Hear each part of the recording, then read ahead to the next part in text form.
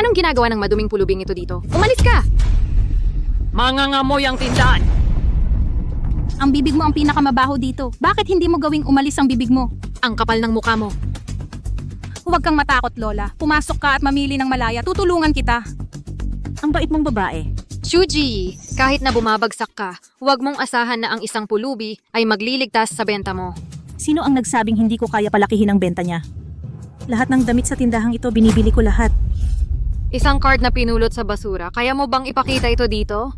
Kung hindi ka naniniwala sa akin, tingnan mo kung peke.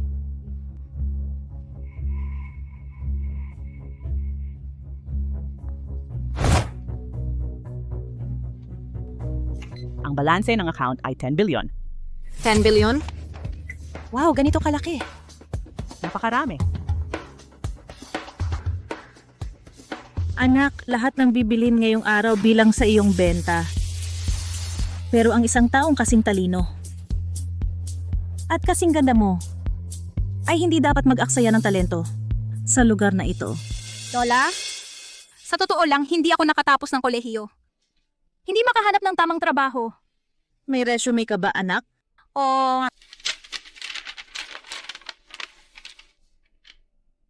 Pumunta ka sa Long U Group at maging isang management trainee. Ikaw ay magiging isang executive doon. Long U Group, ang kumpanyang nasa Fortune 500, posisyong executive? Ako?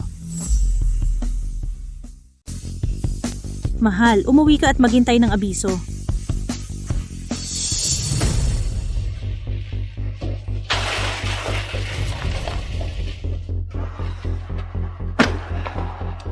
Anong nangyayari? Allergy lang yan, hindi ako mamamatay o ano paman. Hoy, Doktor, bilis.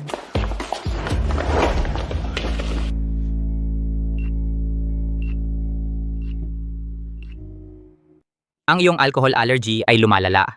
Kailangan kong ipaalam sa pamilya mo. Isang taon na kayong kasal, ngunit hindi ko pa nakikita ang asawa mo. Naalala mo pa ba kung ano ang itsura niya? Hindi ko maalala. Yancy. Uminom ka ba uli? Dapat mong pagsabihan ng asawa mo. Ngayon ang araw para sa wakas makilala siya. Isang buong taon na. At hindi ko pa nakikilala ang asawa ng apo ko. Abala siya, walang oras. Ikaw. Pero Lola, ano ba yan sa kamay mo? Tama. Ngayon may nakilala akong magandang babae na perpektong sumali sa iyong programa ng pagsasanay sa pamamahala. Suriin ang kanyang file.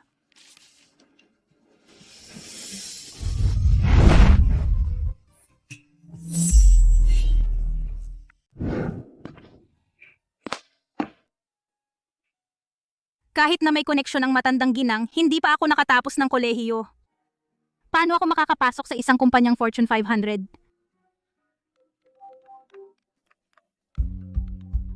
Kumusta? Naiintindihan. Darating ako sa tamang oras para sa panayam.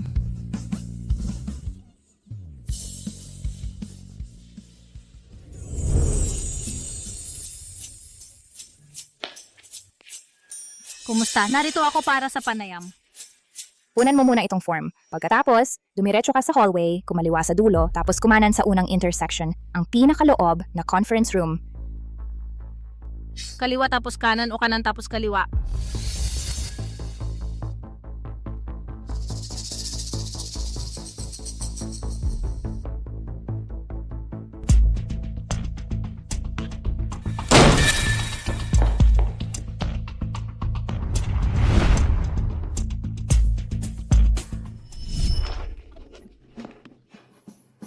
Hindi ba yun yung taong nasa lubong ko? Baka bumagsak ako sa panayam ngayon. Ito ba ang recruit na ipinilit ni Lola? Mukhang hindi masyadong matalino. 5 minuto kang huli. Naligaw ako! Ang layout ng opisina na ito ay parang maze! Talagang hindi matalino. Ito ang form na ibinigay sa akin ng receptionist. Pinunan ko na ito.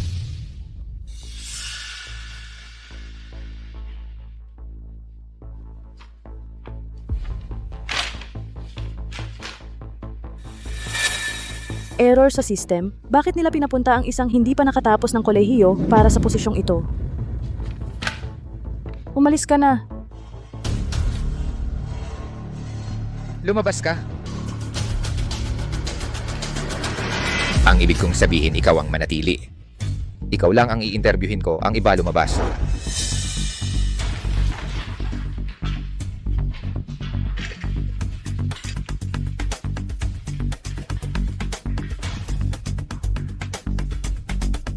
Assistant Joe.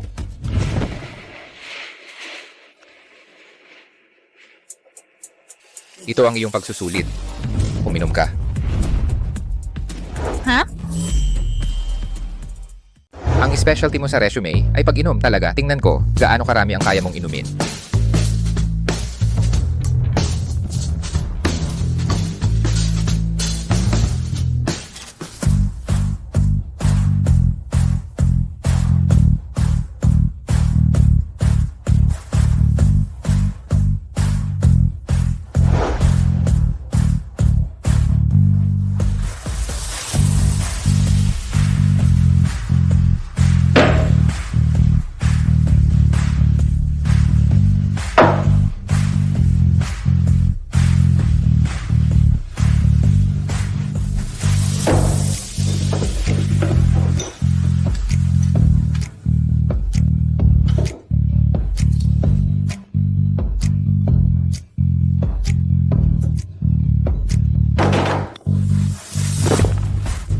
Ayos ka lang? Ayos lang ako. Alam mo ba kung ano ang state banquet? Ang wine attendant para sa banquet na iyon ay mag-isa. Kayang sumabay sa 20 mesa uminom ng alak na parang tubig. Pero sa ngayon, sobrang busog na ako. Ilang daliri? Isa. Hired ka na. Samahan mo ako.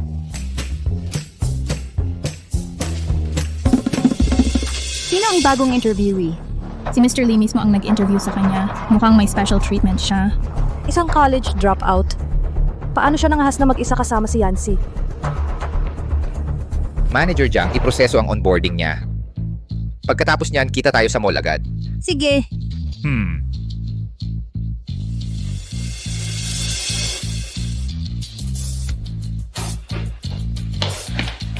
Mr. Lee, Yung lapad ng balikat ay 39 centimes. Past 88 century. waist 62. Haba ng binti 103 sim.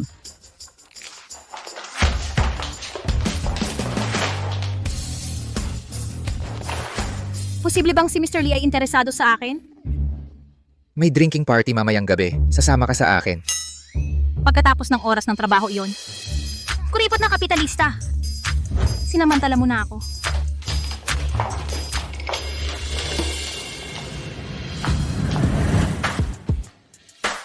Ibinigay sa akin? Hindi mo babawiin? Tama! Ang pagbenta ng mga ito ng second hand ay makakakuha ng magandang pera. Gold digger, hindi ka tapat ng asawa ko. Nitong nakaraang taon, 200k lang ang dowry na kinuha niya. Hindi niya ginamit ang credit card. Para sa diborsyong ito, mas marami akong ibabayad sa kanya.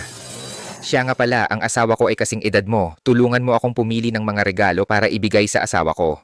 Kasing edad ko, nakapag-asawa na ng CEO, nabubuhay sa pangarap na buhay. Sige,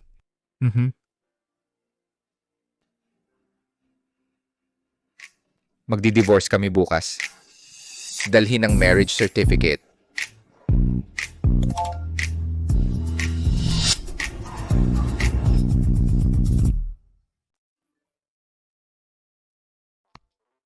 Magdi-divorce na tayo bukas. Dalhin mo ang marriage certificate.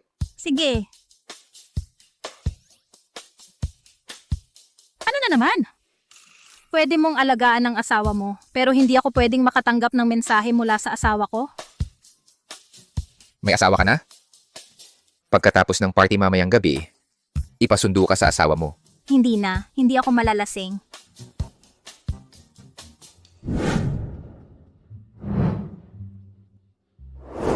Mr. Wang, tagal na kitang hindi nakikita. Cheers!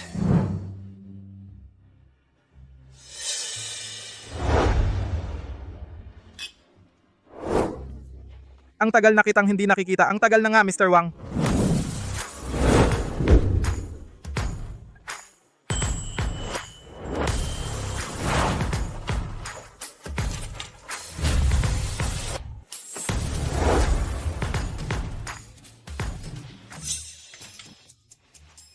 Sa susunod, huwag masyadong maingay. Hindi ba ikaw ang pumili ng damit na ito para sa akin? Hindi ko inaasahan. Na maputi pala ang balat mo. Ano? Wala, dito ka lang maghintay.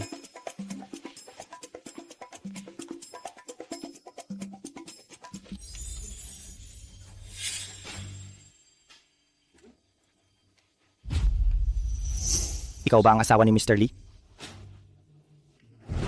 Hindi bakit? Si Lee Yancy na iyon lagi namang nagpapanggap na walang asawa pero siya ay palihim na nakikipagligawan sa likod ng kanyang asawa. Maling akala ito. Ako lang ay isang tauhan ni Mr. Lee.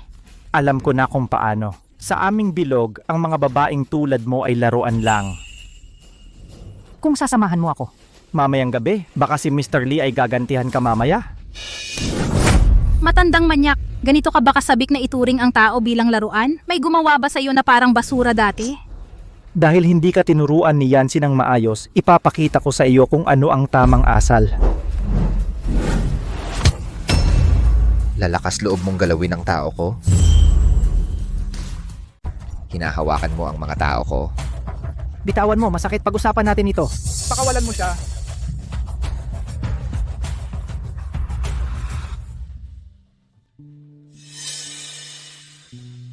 Kanina lang naghanap ka ng balabal? Ano pa? Lee Yancy, huwag mong kalimutan kailangan mo pa rin ang supply chain ko. Tataasan ko na ang presyo ngayon. 10% na pagtaas, mukhang wala ka ng pakialam. Oy, sobrang mahal. Wala ka bang kahihiyan? Lee Yancy, kung kaya mo inumin ang lahat ng alak na ito para pasayahin ako, ibibigay ko ang mga susunod na produkto. Sa kalahating presyo.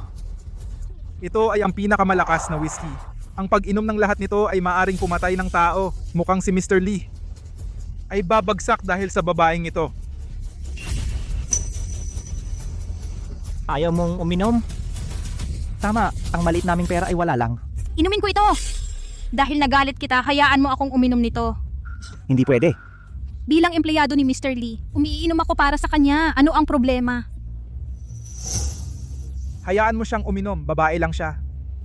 Gaano karami ang kaya niya? Sige. Pero kung mabigo ka, gugugol ka ng gabi sa akin. Tapos, Huwag mong sobrahan. magtiwala ka sa akin.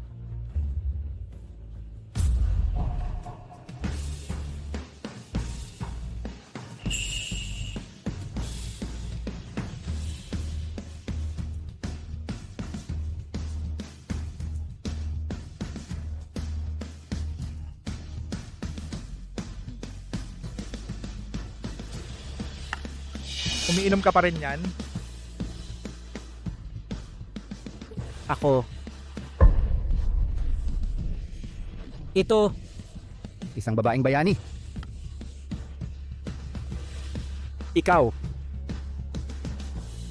Oras na para tuparin ang iyong pangako. Sige. Respeto. Ako natalo sa isang babae sa unang pagkakataon. Sa harap ng lahat ng ito mga lider ng industriya, maniwala ka, tutuparin ko ang aking pangako. Talagang tutuparin.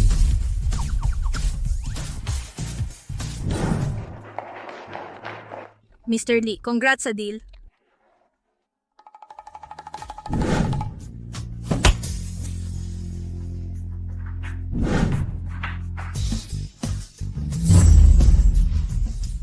Anong nasa isip mo? Paano siya magiging asawa ko?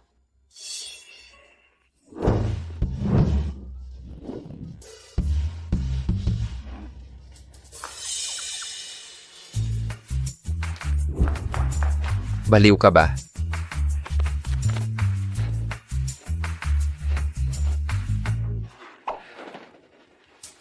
Malapad na balikat, makitid na baywang. Matigas na balakang. Ginoong Lee. Ang ganda ng pangangatawan mo. Lasing ka. Magsalita ka ng malakas, hindi kita marinig. Ang daldal mo. Gusto kong humalik.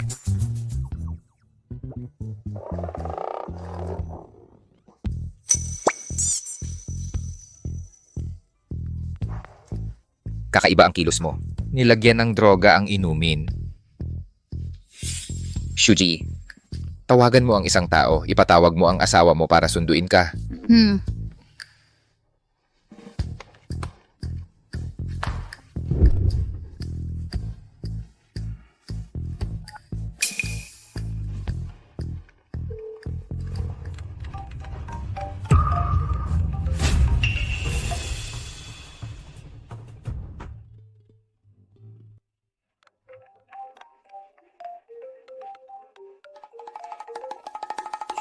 Ginoong Lee, kailangan mo ba akong sunduin?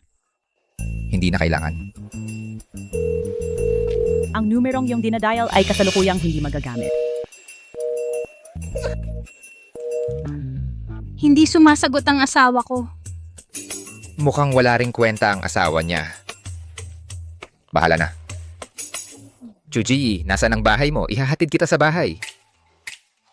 Ang bahay ko ay dito.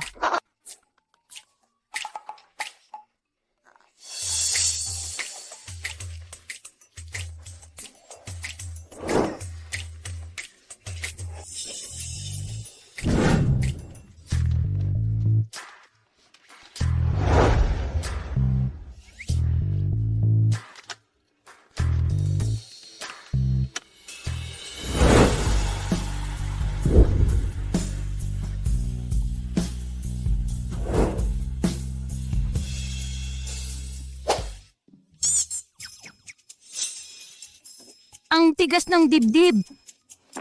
Isang pogi na ganito. Ako at ang mga kaibigan ko ay dapat makakuha tig-10 sa hinaharap. Chuji,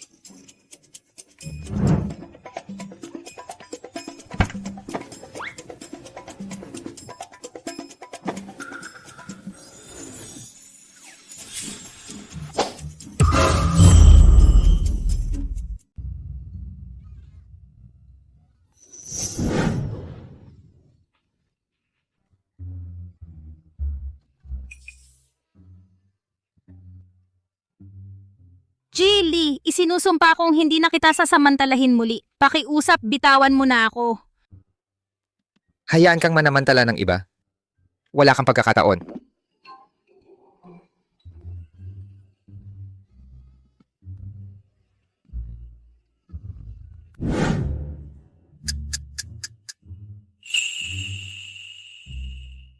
Li, naubos na ang epekto ng gamot. Pakiusap, palayain mo ako.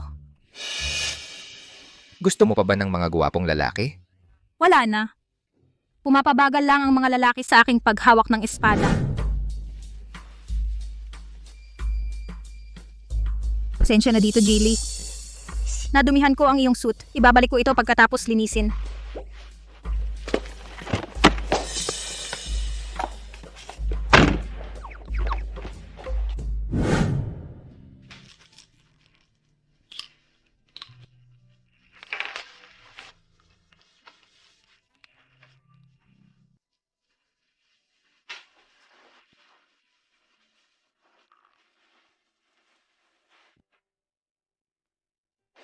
Chi, kumusta ang bagong trabaho mo? Umaayos na ba?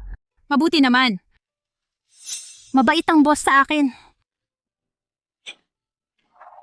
Nakaka-reassure iyan. Huwag mong sobrahan ang sarili mo. Kung hindi kita pinipigilan, baka kaya mo.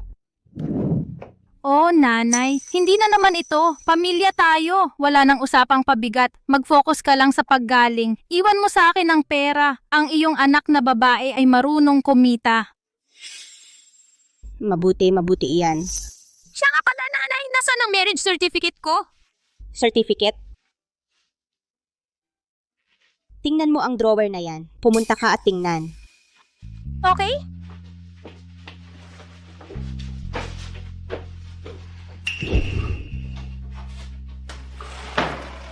Nanay, pupunta na ako sa trabaho.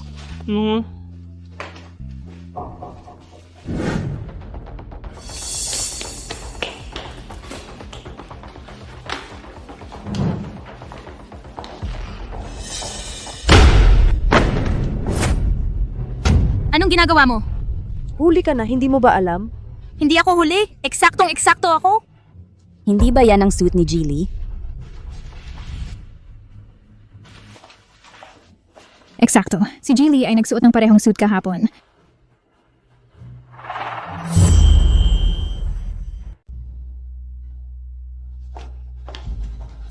Ninakaw mo ang damit ni Mr. Lee, ang creepy mo.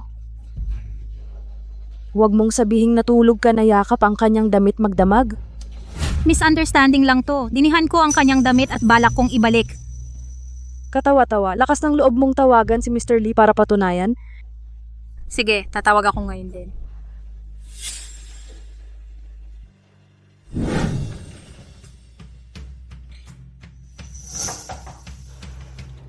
Pasok. Mr. Lee, Nagsumikap siya kahapon. Maghanda ng dagdag na tasa. Hahanapin ko si Shuji. Mr. Lee, iba ang pakikitungo mo kay Shuji.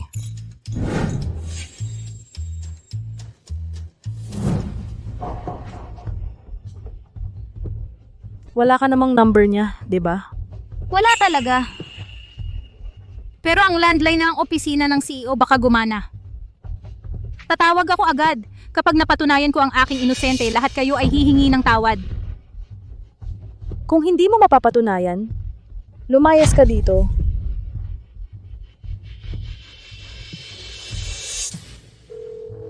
Sagot ka naman, Mr. Lee.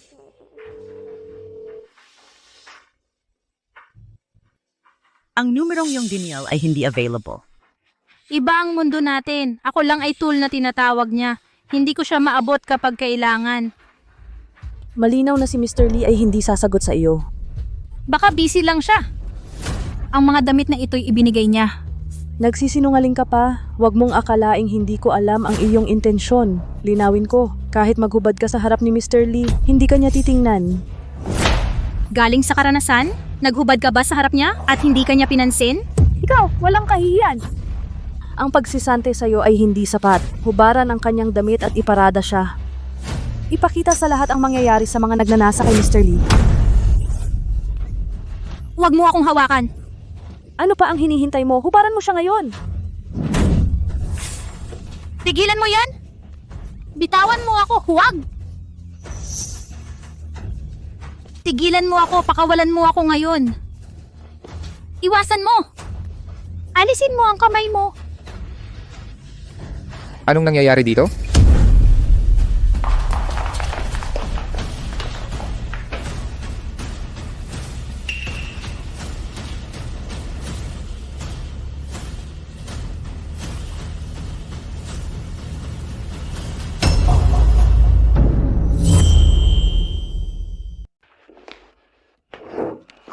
Pasensya na. Akin ang sertipiko ng kasal na ito. Bubugbugin ba niya ako? Gusto ko lang namang ayusin ang buhok niya. Siguradong nababaliw na ako. Kinakailangan ng propesyon, panatilihin ang tamang itsura. Assistant Joe, bigyan mo siya ng kape. Pinanatili ko naman ang tamang itsura. Maayos naman ako nang pumasok ako. Lahat ng ito ay gawa niya. Gusto niya akong tanggalin at hubaran ako para kahiyahiya sa publiko. Gusto mong tanggalin siya? Oo, Mr. Lee, nilabag niya ang mga patakaran ng kumpanya. Bilang kanyang tagapamahala, makatarungan ang pagtanggal. Si Shuji ay tumulong gumawa ng 100 milyong deal para sa kumpanya kagabi. Siya ang aming nangungunang empleyado. Paano mo nagawang sabihin na may autoridad kang tanggalin siya? Eh ano ngayon? Mr. Lee, baliw na baliw siya. Sa iyo at kahit ninakaw ang iyong damit, ito ang ebidensya. Ang ganitong walang hiya na babae nararapat pampublikong pagtanggal. Ang suit na ito, binigay ko sa kanya. Itong suit, ibinigay ko sa kanya. Paano nangyari ito? Magtrabaho ka. Sa susunod, masisibak ka. Salamat, Mr. Lee. Matalinong desisyon po. Kaawa-awa, ibigay mo sa kanya.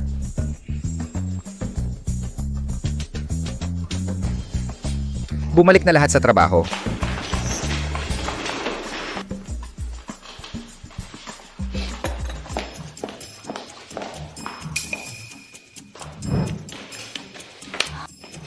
Nako! Nakakadikit na sa pandikit.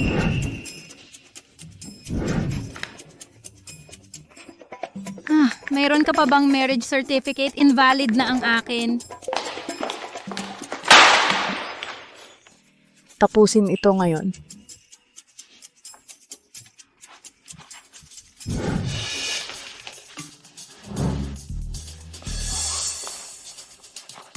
Mawalang galang na. Meron ka pa bang marriage certificate? Invalid na ang akin.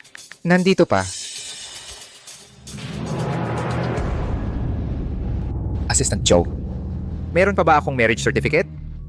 Ginoo, kung nawala ko ang inyong marriage certificate, papatayin niyo ba ako? Illegal ang pumatay. Mabuting malaman po, nawala ko ang marriage license niyo. Ibabawas ko ang 6 na buwang sweldo. Mr. Lee,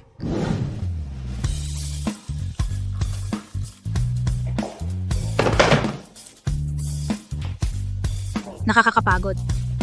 Itong kumpanyang ito ay mas maraming papeles kaysa sa hari ng ilalim. Sa ganitong bilis, walang oras para sa diborsyo. Diborsyo? Mukhang ang kanyang kasal ay talagang magulo. Nandito pa, may biglang dumating. I-reschedule.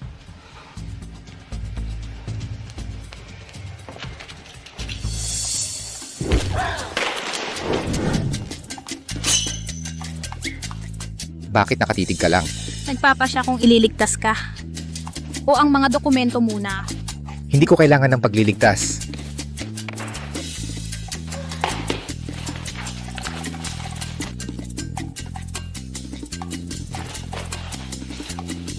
Malamya.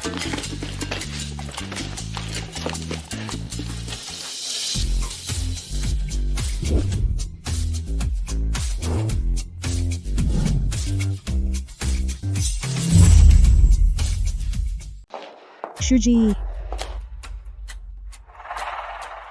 Nasa pantry ka 20 minuto na. Kahit naka-close ka ng deal, huwag kang magpabaya. 20 minuto? Imposible! Hindi mo ba narinig yon? Bumalik ka na sa trabaho.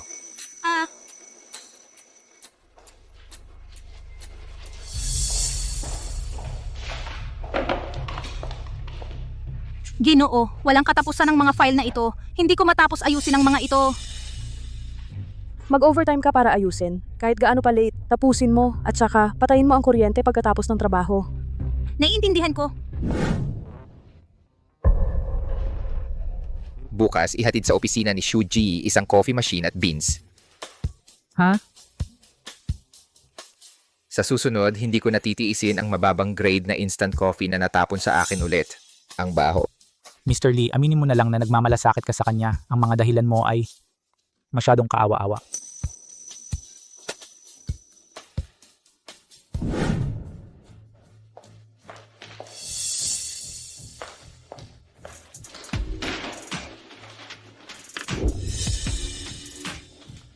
Anong nangyayari? Shuji, ikaw ang huling umalis. Ikaw ba ang pumutol ng kuryente? Oo. Bakit? Ang mga server ng kumpanya ay nag-upload ng data buong gabi. Alam mo yon, ang pagputol ng kuryente ay nagdulot ng pagkabigo sa pag-upload. Ito ay nagdulot sa kumpanya ng mahigit 1 milyon. Shuji, ikaw ang nagdulot ng kalamidad na ito. Tumanda ka ng matanggal. Sinabi sa akin ni Ginoong Jiang, napatayin ito! Kailan ko sinabi iyon? Nasaan ang ebidensya mo? Seguridad, itaboy ninyo siya ngayon din. Pakawalan mo ako. Tiyak na inutusan mo ako. Aminin mo na. Tumahimik ka, kalad ka rin ninyo siya palabas. Huwag mo akong hawakan. Tama na. Tigilan mo yan. Anong nangyayari dito? Lee, si Shuji, pinatay niya ang kuryente ng walang pahintulot na naging sanhi ng pagkabigo ng pag-upload ng mahalagang datos. Malaki ang nawala sa kumpanya. Ang pagtanggal sa kanya ay makatuwiran lamang. Gili, si tagapamahala Jiang ang nag-utos sa akin na patayin ang kuryente. Lee, edi nakikita mo, Shuji ay hindi lang nagpapakita ng pagsisisi, kundi sinusubukang ibaling ang sisi sa akin. Paano kanya inutusan? May dokumento ba? Wala. Ang pagmamatsyag na video ay makapagpapatunay ng aking mga salita. Lee, maniniwala ka ba sa isang bagong trainee sa pamamahala kaysa sa akin? Naniniwala ako sa ebidensya. Tigilan na natin ito, nagkakamali ang mga baguhan. Hindi na kailangang suriin ang video at hiyain siya ng paulit-ulit. Imbestigahan.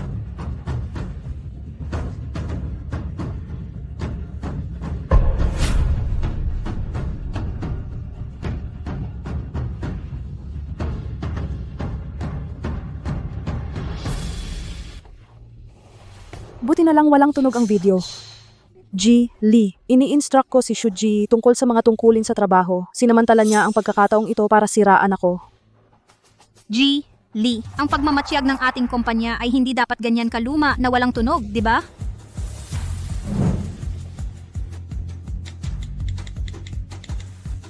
Parang walang katapusan ng mga dokumento. Hindi ko matapos ang pag-aayos.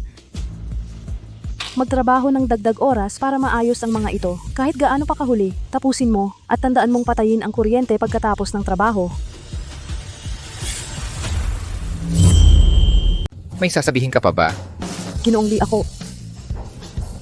Jiang Mongyao? Ay tinanggal sa posisyong managerial. Ibinalik mula sa manager sa panimulang antas, 6 na buwang bawas sa sweldo. Si Shuji ay magkakaroon din ng 6 na buwang bawas sa sweldo. Hindi ko ito kasalanan. Bakit ako napaparusahan din? Alamin mo sa sarili mo. Kung malalaman ko, ibabalik ba ang sweldo ko?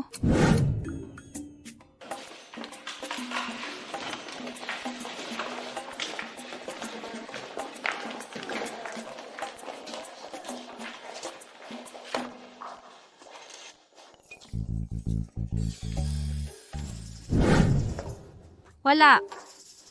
Kailangan kong makuha muli ang 6 na buwang sweldo ko agad.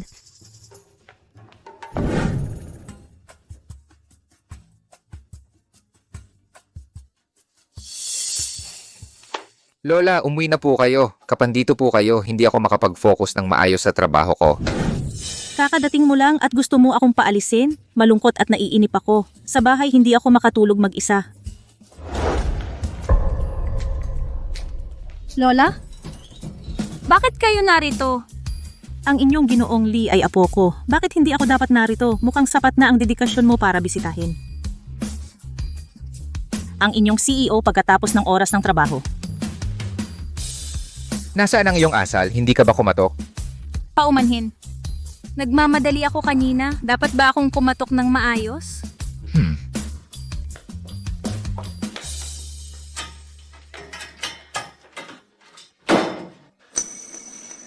Si G ay isang magandang tugma, magtulungan ng malapit, alagaan mo siyang mabuti, palakasin ang inyong relasyon. May asawa ako gaya ng alam mo. Akala mo ba hindi ko mapapansin na peke ang kasal mo? Para maoperahan ako, kasinungalingan lahat iyan. Ang kasal ay legal na may bisa.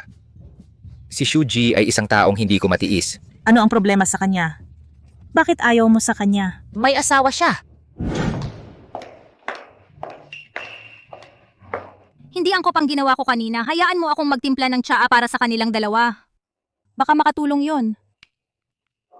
Dahil naayos na yan, dapat kayong dalawa magkaroon ng magandang relasyon sa trabaho. Kung hindi bilang mag-asawa, bilang mga kasamahan. Pwede rin. Imposible. Hindi ko siya pananatilihin sa trabaho. Masyado siyang musmos para sa korporasyon. Ang kanyang mga isyu sa pag-aasawa kailangang solusyonan sa bahay. Dapat siyang tumuon sa pag-aayos ng kanyang kasal muna.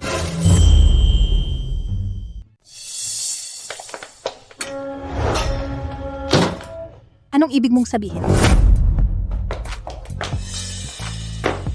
Anong karapatan mo para sabihin na hindi ako bagay sa trabaho? Bakit dapat automatikong asahan na babalik ang kababaihan sa gawaing bahay? Ang babaeng ito ay matapang pa rin tulad ng dati. Hindi natatakot kay Yancy kahit kaunti. Hindi mo man lang maayos na idokumento ang mga bakas ng workflow mo. Saan ka naman magaling? Dokumentasyon ng trabaho. Para sa bawat gawain na ibinigay, kahit pasalitang tagubilin o formal na takdang gawain, kumuha ng nakasulat na kumpirmasyon, maaaring magligtas ng iyong karera balang araw. Hindi mo man alam ang mga batayan na ito? Yancy, si Ji ay nagsisimula pa lang sa kanyang karera, isang batang babae. Natural lang na hindi niya alam. Huwag kang masyadong mahigpit. Mr. Lee, wala pang nagturo sa akin dati. Bigyan mo ako ng pagkakataon, tiyak na mag-a-adapt ako sa lugar ng trabaho. Sige, bibigyan kita ng 1 buwan. Mauna sa ebalwasyon ng management trainee. Pagkatapos ng 1 buwan at mananatili ka, bumagsak at aalis ka. Sige. Lahat ng ibang trainee ay galing sa mga nangungunang universidad. Paano ako makakapanguna?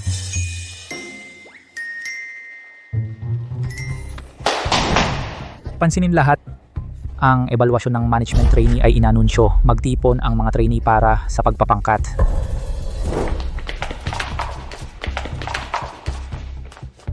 Ang ebalwasyon ay nangangailangan ng 2 tao bawat grupo. Hanapin ang inyong mga kasama. Unang gawain ay ang mag-imbita ng mga lider ng industriya upang mag-organisa ng Corporate Business Summit. Mas maraming imbitasyon ay nangangahulugan mas mataas na puntos. Ang gawain sa ebalwasyon ay ibinigay 2 linggo ng maaga. Si Mr. Lee ay gumagawa ng paraan para sa kanya. Hindi ako nakatapos ng kolehiyo. Walang may gusto makipag-team sa akin. Ano ang dapat kong gawin ngayon?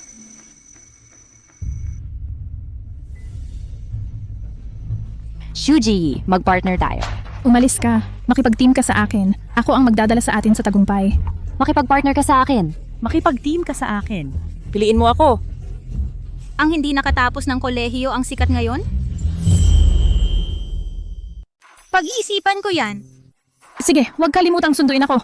Sunduin mo ako, sunduin mo ako. Piliin mo ako. Piliin mo ako.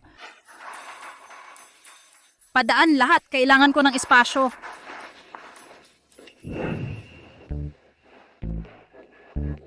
Langit at lupa, dinggin mo ang aking pakiusap. Langit, tulungan mo ako. Sinong kasamahan ang pinakamahusay na makakasama ko?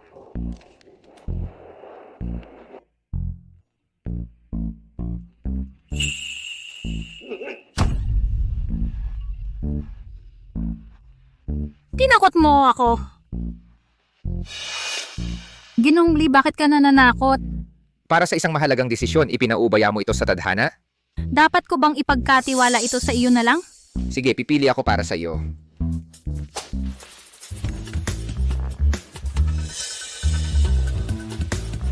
Ito.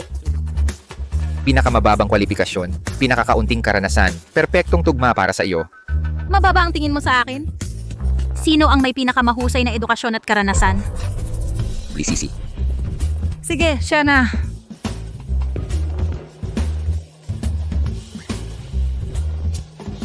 Ginoong Lee, ipagawa ko na ang mga regalo na profesional na balot.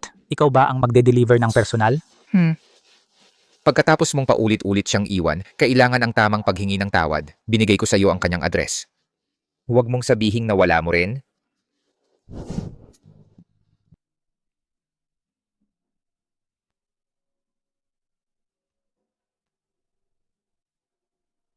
Ang pilyang babae na iyan, bakit isinulat ang address dito?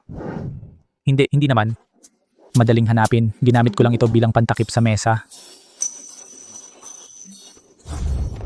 Paumanhin, Ginoong Lee.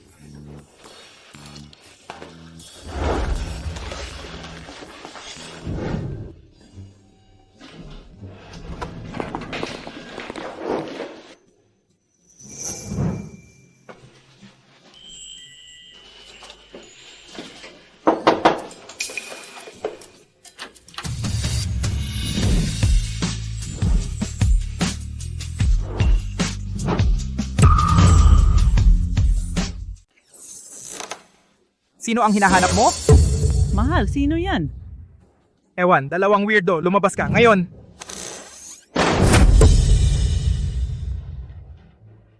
Ang asawa ko, talagang nandaya. Ginoong Lee, dapat ba nating linawin ang sitwasyon? Tama na.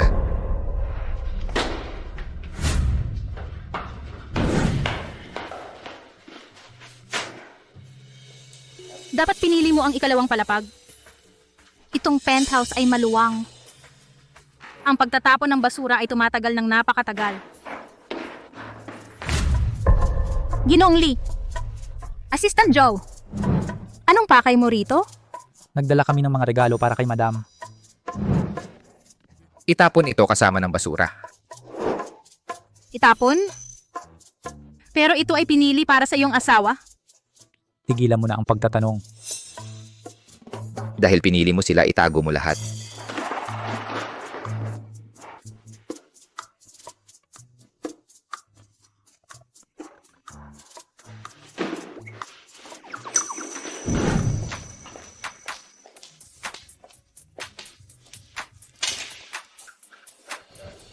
yung babaeng walang pera, hindi kayang bilhin mga hairpins na siyang naynay.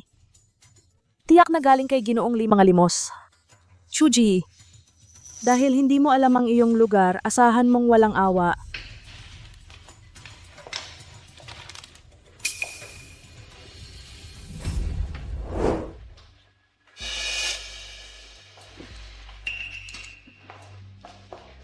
Shuji, Ginoong Guo mula sa Shinyang Group ay nasa Kaifu International Hotel Room 8519. Imbitahan mo siya sa aming summit. Pumunta ka na ngayon bago siya mag-check out. Maliwanag.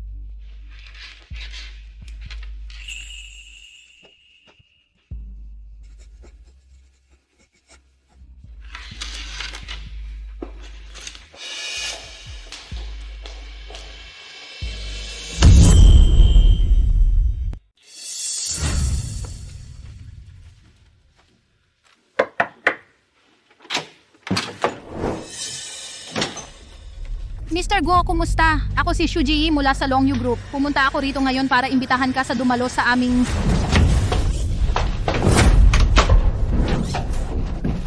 Sa wakas, dumating na ang munting dilag. Naghihintay na kami. Mr. Guo, magpakita ka ng respeto. Tama na ang Mr. Guo. Tawagin mo akong dear.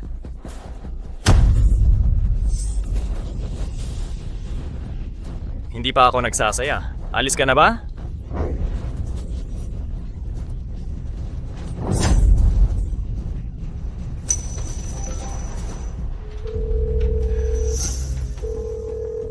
Ang numerong tinawagan mo ay hindi sumasagot. Ang numerong tinawagan mo ay kasalukuyang hindi available. Subukan muli mamaya. Mr. Lee, may gala ng pagbubukas ng winery ngayong gabi. Pero hindi ko matawagan si Shuji.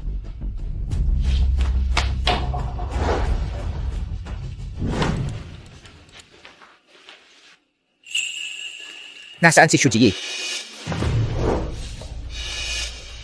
Hindi ko alam, Mr. Lee. Baka nagpapahinga lang siya.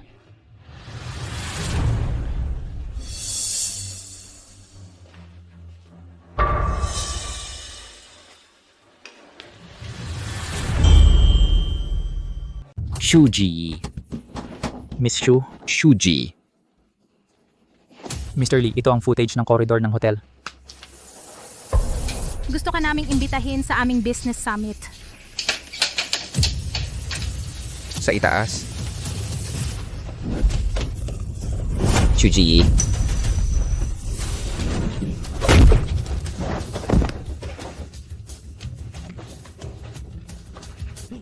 Sino ka ba? Pambihira, sinira mo ang mga plano ko. Alam mo ba kung sino ako? Babayaran mo ito. Dalhin siya. Ikulong mo siya. Opo. Bitawan mo ako. Alam mo ba kung sino ang kinalaban mo? Pagsisisihan mo ito?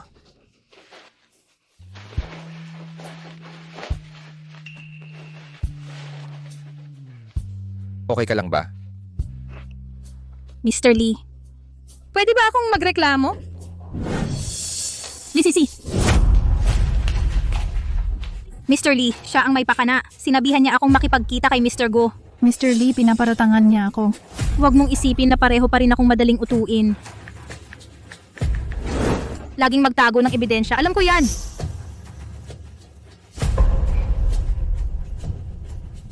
May huling sasabihin ka pa ba?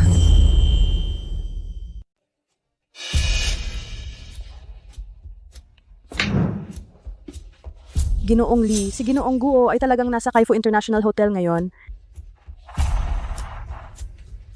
Sisi, sinulat mo ba ang maling numero ng kwarto? 8919 ito, hindi 8519. Kasalanan ko.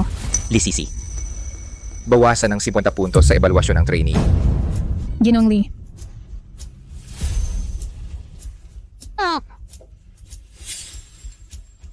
Huwag kang mag-alala, sisiguraduhin ko na pumasa ka sa ebalwasyon.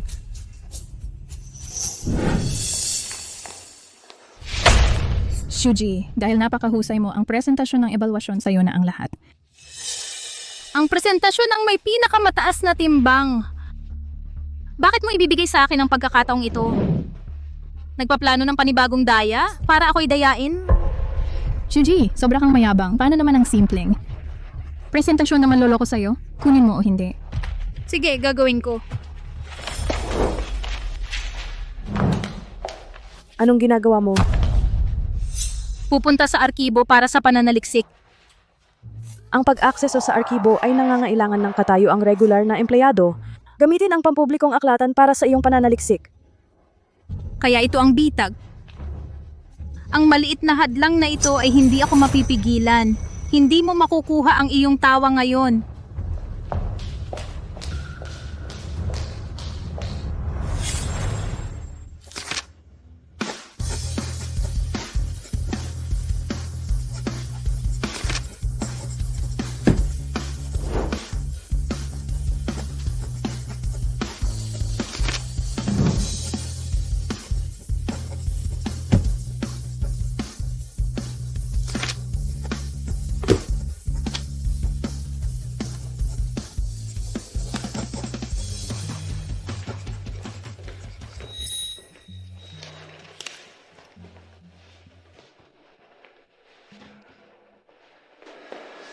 Nagtatrabaho ka pa rin ng gabi? Malapit na matapos, Jinongli.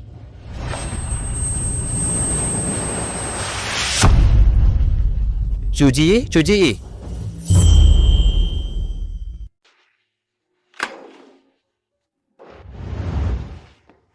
Bumalik na ba ang mga resulta ng pagsusulit? Ano ang resulta?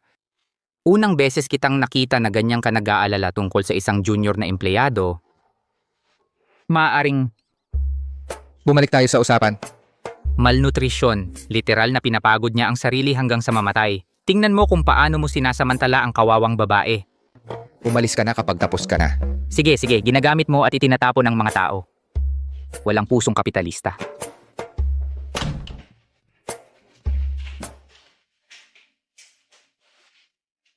Mr. Lee, Gising ka na.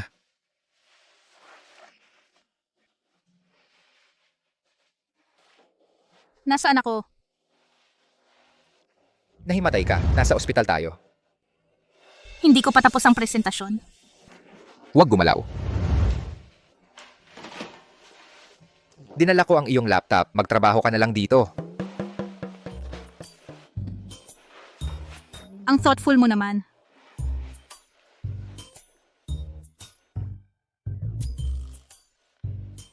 Hindi ka ba babalik, Mr. Lee? Hindi ko kailangan ng pag-aalaga. Huwag kang assuming. Binabantayan ko lang ang progreso mo. Ah,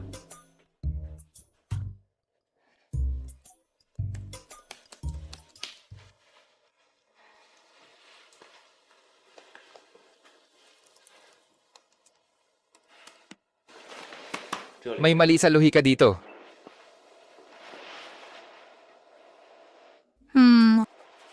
tama ka. Buti nandito ka.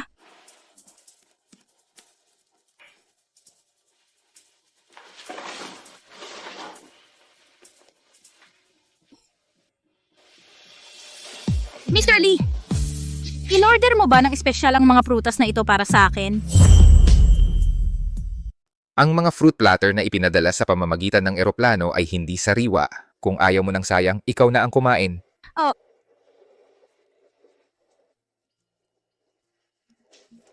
Parang sariwa naman sila. Talagang mataas ang pamantayan ng mayayaman.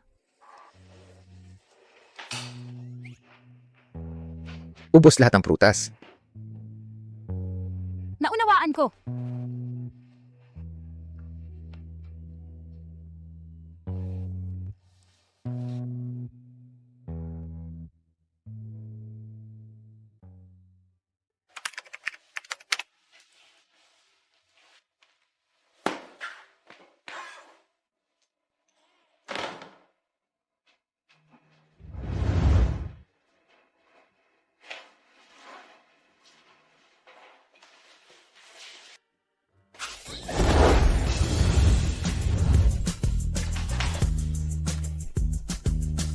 Chi?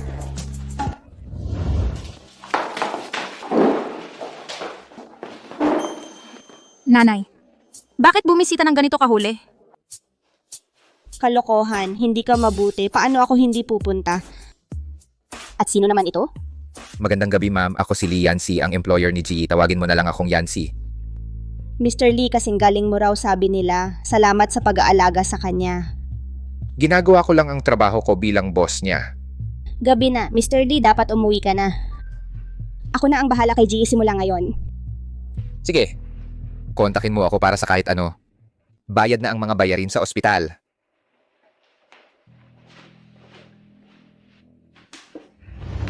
GE, iba kayo ng mundo. Ingatan mo ang puso mo. Paano mo nagawa bigla na lang nahimatay? Tinalo mo ako sa takot. Ma, wala namang seryoso. Uwi na tayo.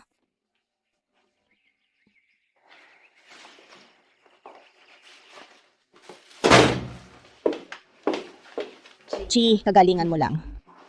Magpahinga ka muna sa bahay. Huwag mong pilitin ang sarili mo. Hindi ko naman pinipilit. Pero may importante akong gagawin.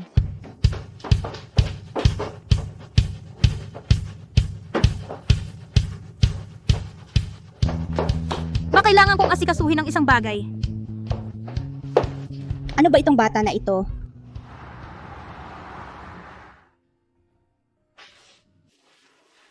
Perpekto! Ang pera talaga ang nagpapagaan ng loob ko. Kahit na mabigo ako sa evaluation, hindi ako mag-aalala. Makinig lahat.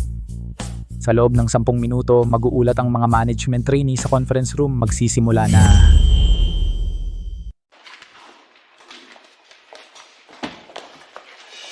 Chuji, kailangan namin ng kopya ng mga materyales ng ulat para sa mga leader. Naubusan ng papel ang printer, kumuha ka ng ilan sa storage room. Abala ko na yan.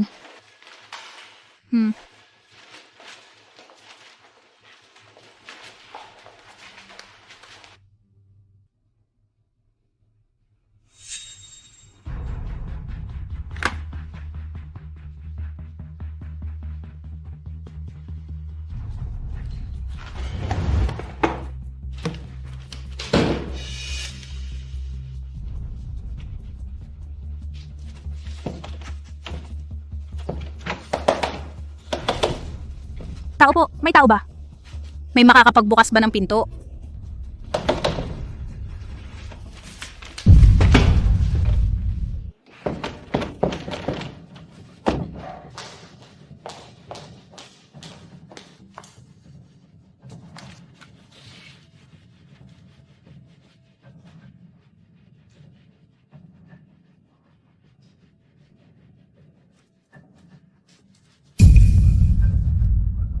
Lahat ng mga koponan. Magpatuloy sa presentasyon ng maayos. Magsisimula na ang ebaluasyon. Nasaan ka?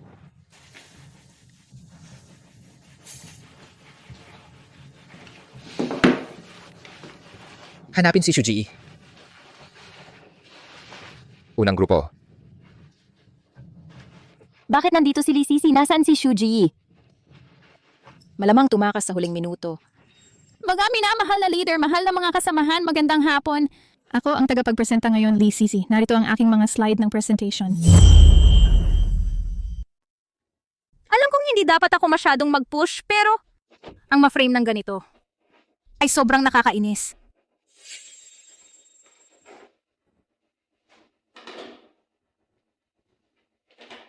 Sige, iyon ang pagtatapos ng presentation ko. Salamat.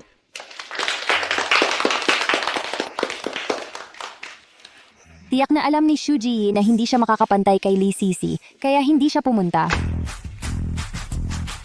Lee Sisi, nakatulong ba ang presentasyon ko? Shuji, bakit ka nandito?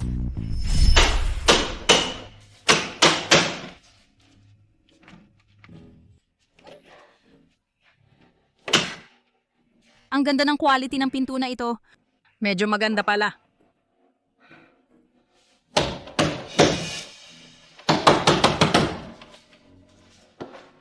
May tao ba? Assistant Joe, ako ito. Nakalak ako sa storage room. Hindi mo pa sinasagot ang tanong ko. Nakatulong ba ang presentasyon ko? Ikaw ang gumawa nito. Ito ang trabaho ko. Ninakaw mo ba ang credit ko? Sige, dahil gusto mo ng kahihiyan, ibibigay ko.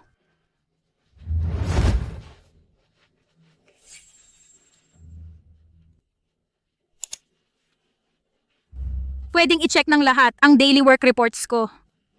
Ay nakasis kay Mr. Lee.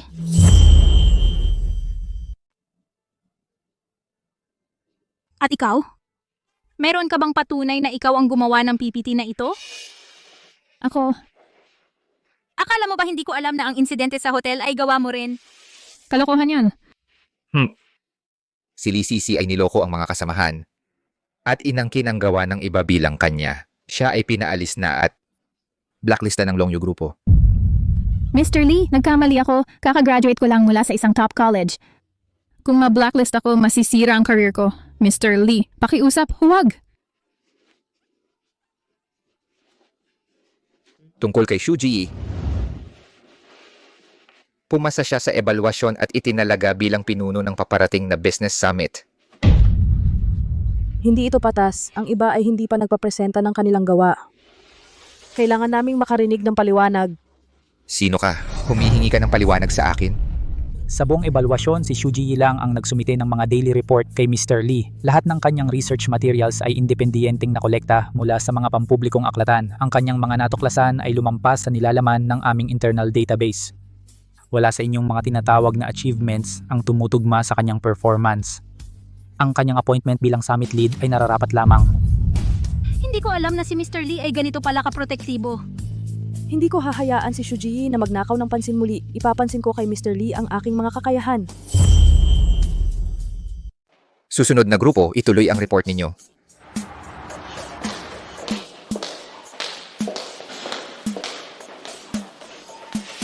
Oras na para ibalik ang credit card pabalik sa kanya. Pagkatapos ng lahat, ako ngayon ay may full-time na trabaho.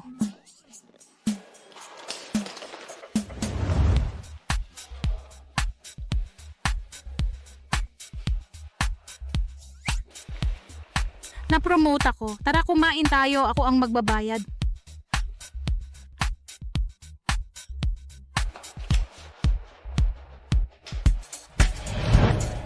Talagang niyaya niya ako. Ipadala mo sa akin ang oras at lugar.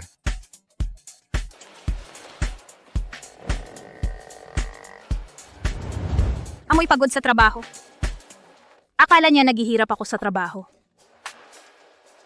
Hindi pwede. Kailangan kong magpalit ng damit.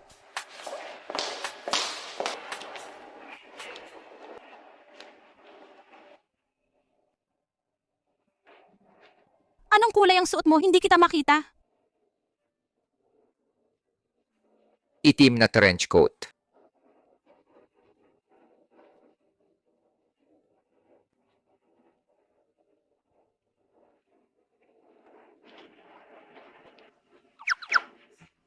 Mahal.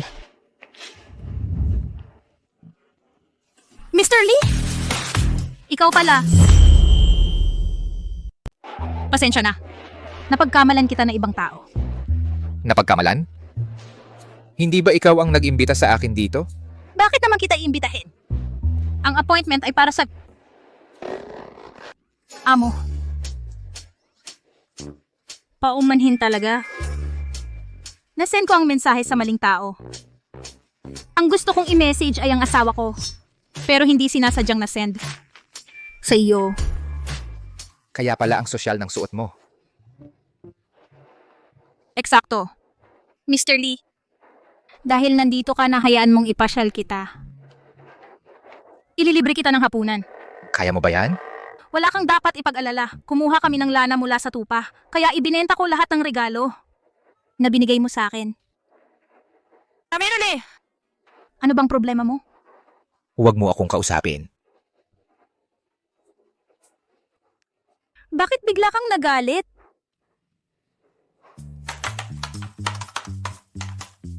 Mr. Lee, bakit ka galit na galit? Walang kasalanan ng keyboard na ito.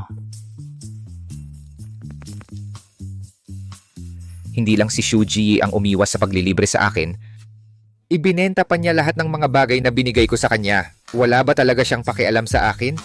Ha? Kung may pakialam ba siya o wala, hindi ko alam. Pero malinaw, mahalaga siya sa iyo. Mr. Lee, hindi ka naman nahuhulog sa kanya, di ba? Imposible yan. Halata naman sa lahat. Matigas ka lang talaga. Kumusta ang paghahanda para sa business summit bukas? Napakahusay ni Shuji. Inayos niya ang maraming pagkukulang sa paghahanda ng summit, hinarap ang mga hindi inaasahang issue ng may kahangahangang flexibility, pinanatili ang malinaw na prioridad at sistematikong daloy ng trabaho, napakahusay na pagpapatupad at kahusayan. Ganun ba? Lumago siya ng malaki. Hindi na niya ako kailangan. Ano ang nakakatawa? Hindi ako tumatawa. Ipaalam sa live director ang cloud broadcast magsisimula sa 30 minuto. Naunawaan. Magtalaga ng staff sa lugar ng pagpaparehistro ng bisita. Opo, ma'am. Kayo dalawa, suriin ang recording at audio equipment. Walang puwang para sa pagkakamali. Sige, Manatiling alerto sa lugar. Subaybayan ang mga kalahok para sa anumang issue o pangangailangan. Maari na kayong umalis. Magaling ang trabaho. Salamat, Mr. Lee. Shuji, ang iyong mga mapang-akit na trick ay hindi makakatulong sa iyo. Ako lang ang tunay na nakakaintindi sa kanya. Pagdating ng ama ni Mr. Lee, ako mismo ang mag-aayos ng kanilang hindi pagkakaintindihan. Sa wakas makikita niya ang aking tunay na halaga.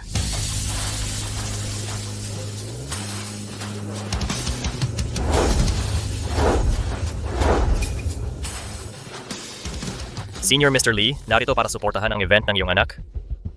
Sabi ng chismis kayo ay magkalayo. Itinakwil ka niya. Mukhang hindi totoo yan. tama na. Bakit ka nandito? Hindi ka inimbita. Hindi ka imbitado.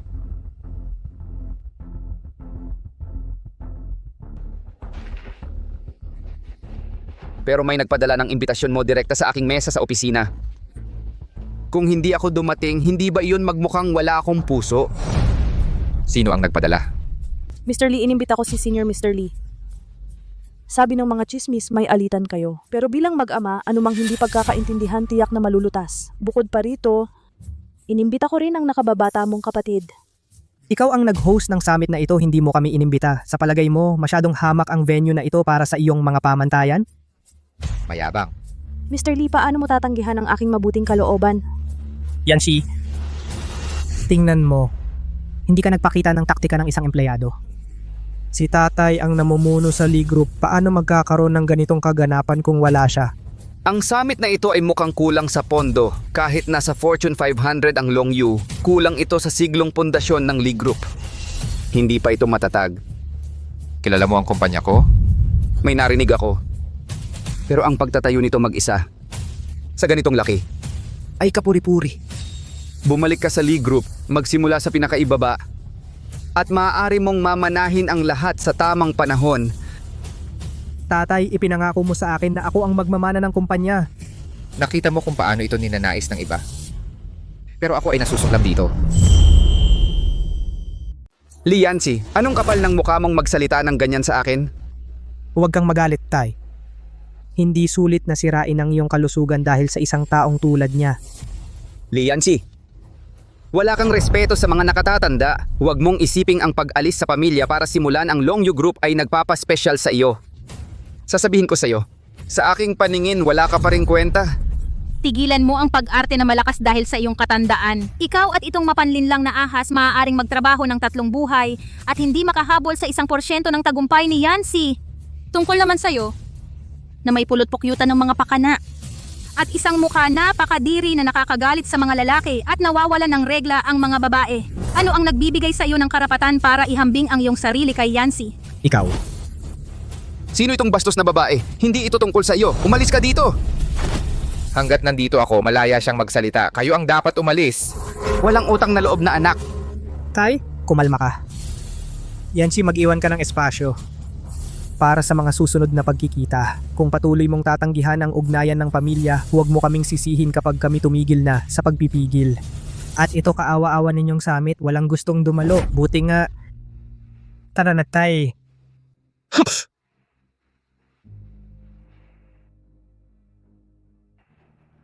Mr. Lee, ayos ka lang ba?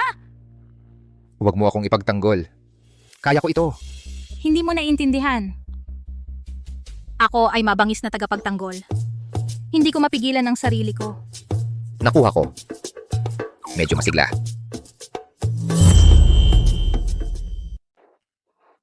Mr. Lee, magsisimula na ang summit.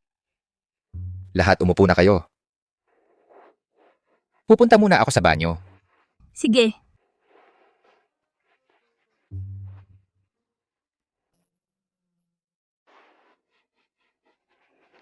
Assistant Joe.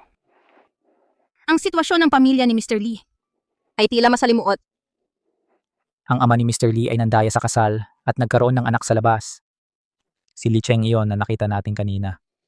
Nang malaman ng kanyang ina, siya ay nagkasakit ng malubha at namatay ilang sandali pagkatapos. Kadiring gago.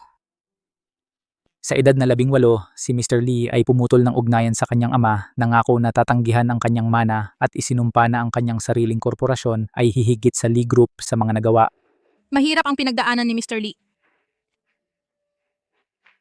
Ano ang pinag-uusapan ninyo? Wala namang importante.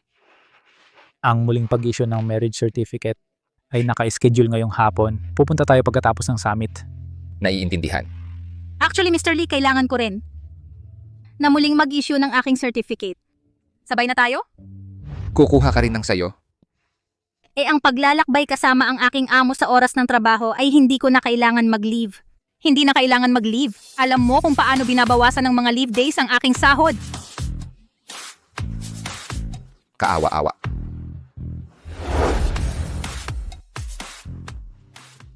May asawa na si Mr. Lee. Chuji, tandaan mo ito. Ang relasyon mo sa kanya ay dapat manatiling professional lamang. Siya ay may asawa na. Na-reissue na ang certificate. Salamat.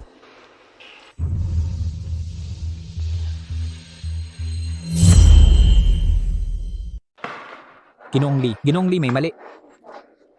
Inatake sa puso si Lola. Nasa intensive care siya sa ospital. Ano?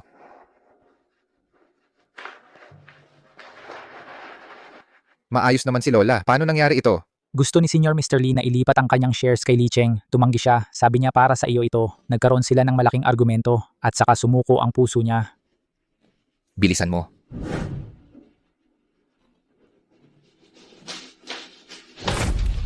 Kung hindi makaligtas si Lola, magsisisi ka. Pakawalan mo siya. Ayos ka lang, batay. Ayos lang ako. Liansi, paano mo nagawang saktan si tatay? Hindi niya sinasadya ang pagkakasakit ni Lola. At tandaan mo ito, ako rin ay isang Lee. Ang bahagi ng pamilya ay magiging akin balang araw.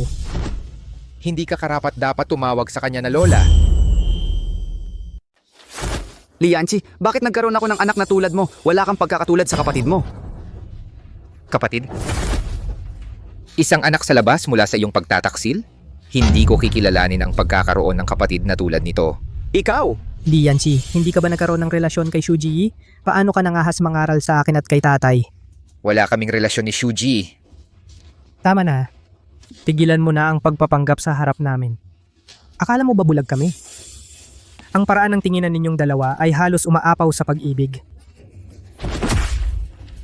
Siraan mo ako hanggat gusto mo, pero kung maglakas loob ka na magbitiw ng isang salita tungkol kay Shuji. Protektado rin si Mr. Lee.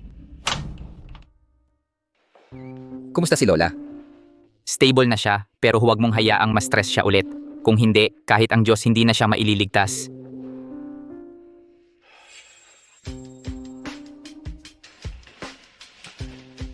Mr. Lee, uuwi na ako. Dalawin ko siya mamaya. Sige. Bibisita ka kay Lola? Hindi ko nakita ang tinatahak ko. Pasensya na. Ayos ka lang? Ang paraan ng tinginan ninyong dalawa ay halos umaapaw sa pag-ibig. Hindi pwede. Halata ba talaga? Ano ang dapat kong gawin? Talagang umaapaw ang pagmamahal.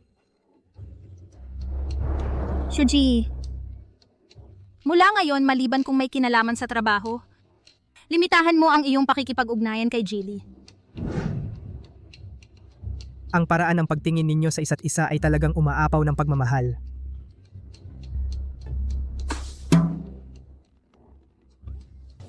Binibigyan mo ako ng balat ng kahel? Pasensya, na-distract ako. Sa ngayon, ang gusto ko lang ay makilala ang manugang na babae Kung nandito siya, hindi ako makakakuha ng balat ng kahel. Hayaan mong magbalat ako ng isa pa para sa iyo. Wala kang pag-asa dito. Papuntahin si Gigi. Namimiss ko ang pagsama niya.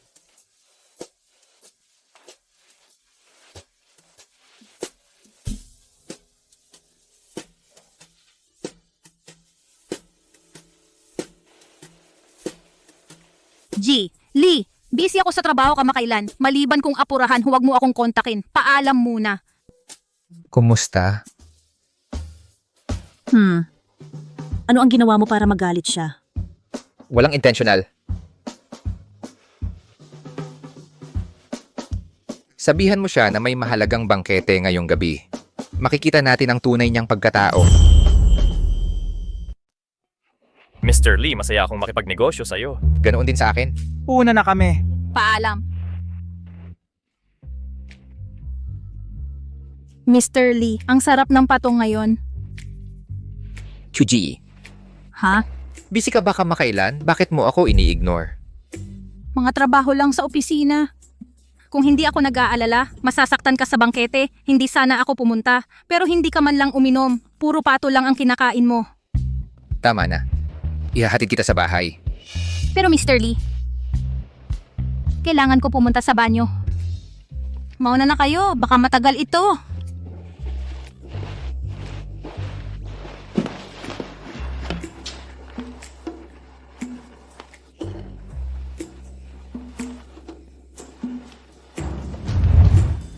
Hoy, Binatang Lee, paano mo sila haharapin? Ang tatay ko, matigas na matandang iyon, ay naniwala kay bruhang matandang iyon. Gusto niyang ilipat ang lahat ng shares kay Lee Yancy. Hindi ko hahayaang sila ang magkaroon ng pagkakataong ito.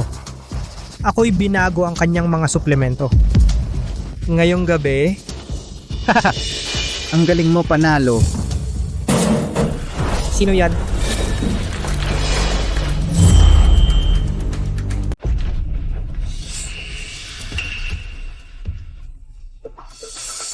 Isang hotel na may 7 bituin, ang mga ligaw ay nakakapasok pa rin ng palihim.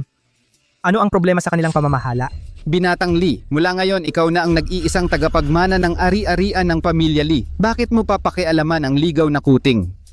Totoo, tama na ang usapan, inom na tayo.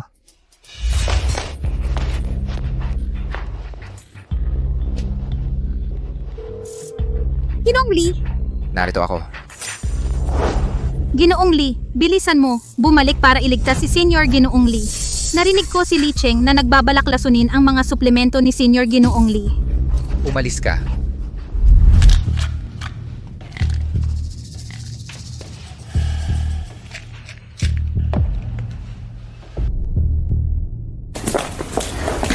Ginoa. Tumabi ka. Bawal pumasok. Utos ni Senior Ginoong Lee, walang makakapasok nang wala ng kanyang malinaw na pahintulot. Ginoo, si Senior Mr. Lee ay nasa problema. Narito kami para iligtas siya. Ubus na ang oras. Bilisan nating pumasok sa loob. Sandali, kailangan kong kumpirmahin kay Senior Mr. Lee muna. Kung maghihintay tayo, baka mamatay siya. Walang oras para sa pagsusuri. Senior Mr. Lee. Mr. Lee.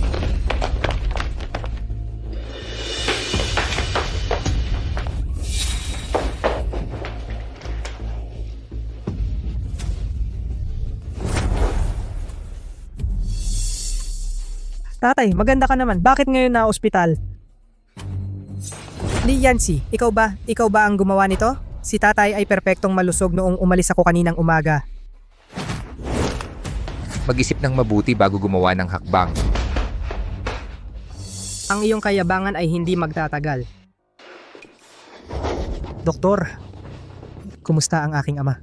Si Senior Mr. Lee ay nalason. Nalate tayo ng pagkakita sa kanya. Hindi na siya nailigtas. Paano nangyari ito?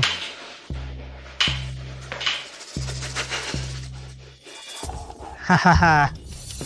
Paano mo nagawang tumawa sa pagkamatay ng iyong ama? Ang matandang iyon ay naghanda na ng kanyang testamento bago mamatay. Iniwan ang lahat ng kanyang ari-arian sa akin. Sa huli, wala kang nakuha. Ikaw ba ang may gawa? Ano naman kung ako? Ano naman kung hindi? Ang aking ina at ako ay naghirap ng maraming taon. Ito ang nararapat sa akin. Mula ng araw na ginawa niya ang testamento at iniwan ako, nagnanais na ako na mamatay na siya ng mas maaga. Walang utang na loob na bata!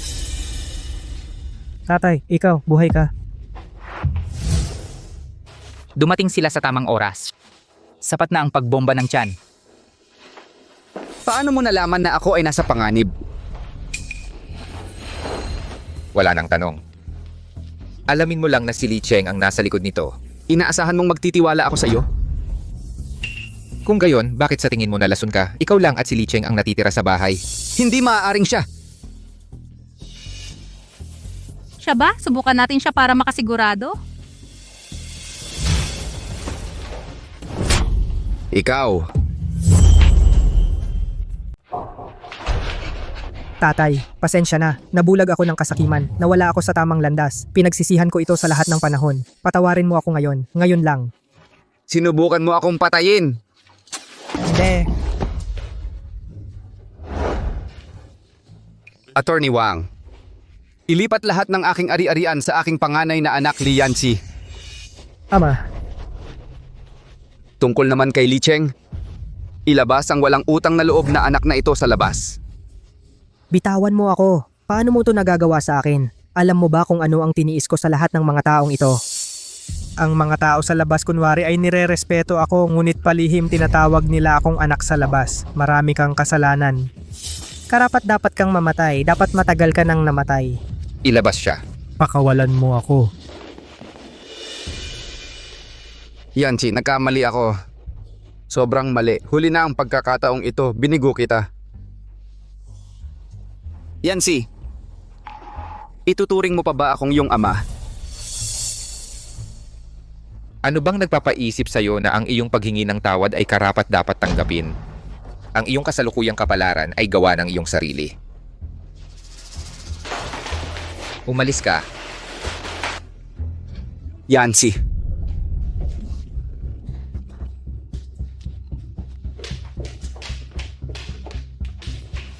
Salamat sa araw na ito. Wala yon. Bilang yung empleyado, kailangan kong protektahan ang interes ng aking boss. Alis na ako. Hoy, Mukhang totoong nahulog na ako kay Shuji. Pero huli na ang pagdating ko sa buhay niya. May asawa na siya. Ginoong Lee, ang asawa ni Shuji ay hindi kailanman nakikita sa paligid. Siguro si Shuji at ang kanyang asawa hindi nagpakasal sa isa't isa dahil sa pag-ibig.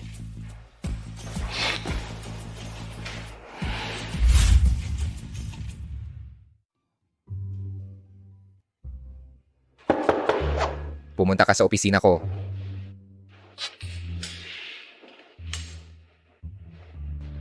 Oh! Ginong Lee? Gusto mo akong makita tungkol sa mga bagay sa trabaho? Tumingin sa akin si Shuji. Kumusta ang asawa mo? Maganda ba ang trato niya sa iyo? Okay naman siya.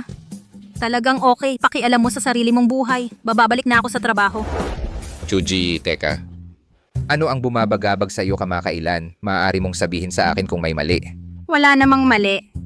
Kilala kita ng husto. Bakit mo ako iniiwasan? Ako. Ayaw ko sa kulay puti. Palagi kang nagsusuot ng puting damit, nagpapakita sa harap ko at talagang naiinis ako. Ayun na. Eksakto.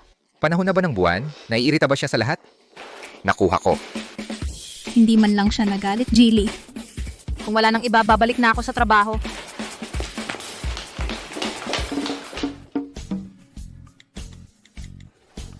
Kasambahay, itapon mo lahat ng puti kong damit. Nag-overreact ba ako kay Jilly kanina? Bakit siya nakikipag-ugnayan sa akin ng ganito kahuli? Ano ang dapat kong gawin? Para sa Outstanding Employee Award, dalhin mo ang iyong mga pambansang antas na sertipikasyon bukas. Nanay? Mula noong high school at kolehiyo ko, saan mo inilagay ang mga pambansang sertipiko na iyon? Kailangan ko sila para sa employee evaluation. Matulog ka muna, hahanapin ko sila mamaya. Salamat, nanay.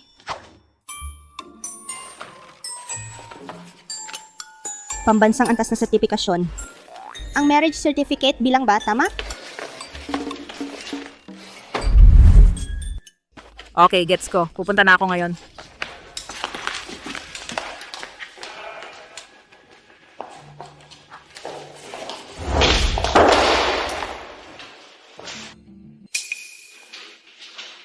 Aba, Chuji, may asawa ka na pero nilalandi mo pa si Jilly.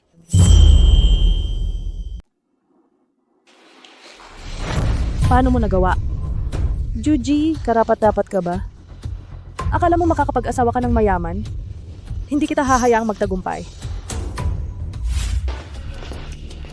Senior Mr. Lee, empleyado ng Young Master. Narito si Miss Jiang para makita ka. Senior Mr. Lee, pumunta ako para sabihin sa'yo na si Mr. Lee ay may asawa na. Alam mo ba yon? Pumunta ka rito para lang sabihin sa akin ito? Ako. Samahan mo siya palabas. Senior Mr. Lee. Nagpakasal ng lihim si Mr. Lee. Paano mo ito baliwalain? Ang kapal ng muka. Ang kasal ni Yancy ay alam ko.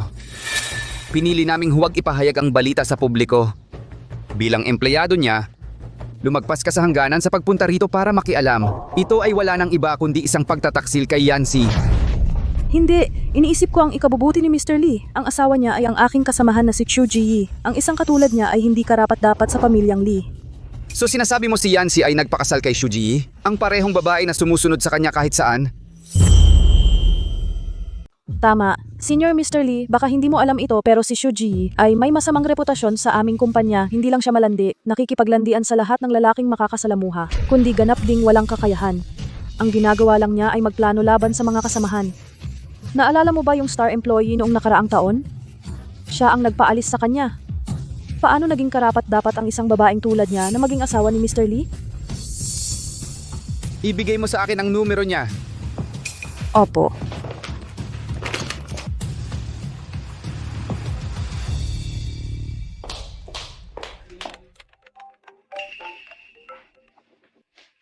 Kumusta? Ikaw si Shuji, tama ba? Ako ang tatay ni Yancy. Nagkakilala na tayo dati. Ano ang maaari kong gawin para sa inyo po? Tungkol ito kay Yancy, dapat nating pag-usapan ito ng personal. Naiintindihan ko.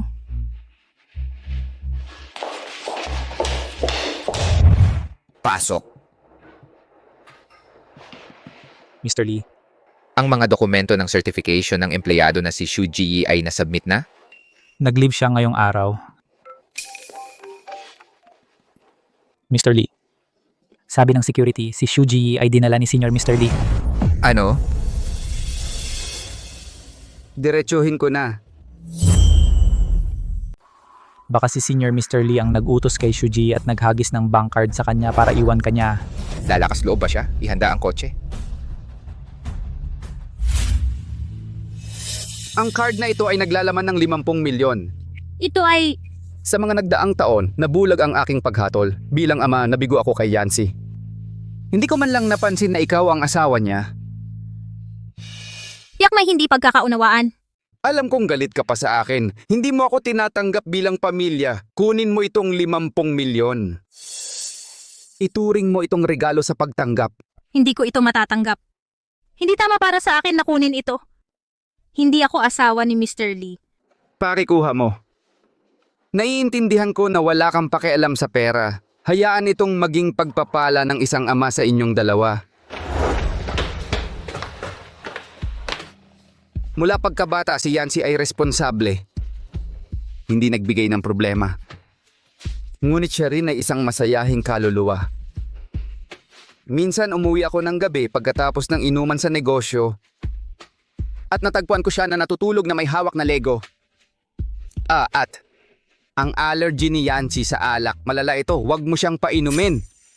Noon, siya ay sumisipa ng kumot gabi-gabi. Nagtataka kung ginagawa pa rin niya iyon. Gayon din, mahal na mahal niya ang aking matamis na ribs. Sayang.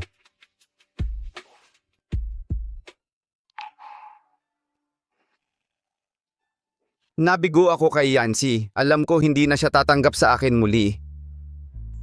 G, kung sakaling may kailangan ka, lumapit ka sa akin. Gusto kong maging iyong matibay na sandalan.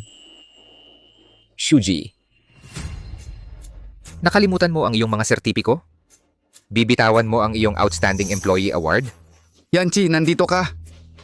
Gusto ko lang na si G ang mag-alaga sa iyo. Mali ang pinili mo. Empleyado lang siya. Hindi ko kailangan ang tulong niya. Pero sinasabi ng mga tauhan ng Longyu na siya ang asawa mo. Sinong nagkalat ng chismis na yan? Ginoong Lee, ipinaliwanag ko naman lahat. Chismis lang ba talaga ito?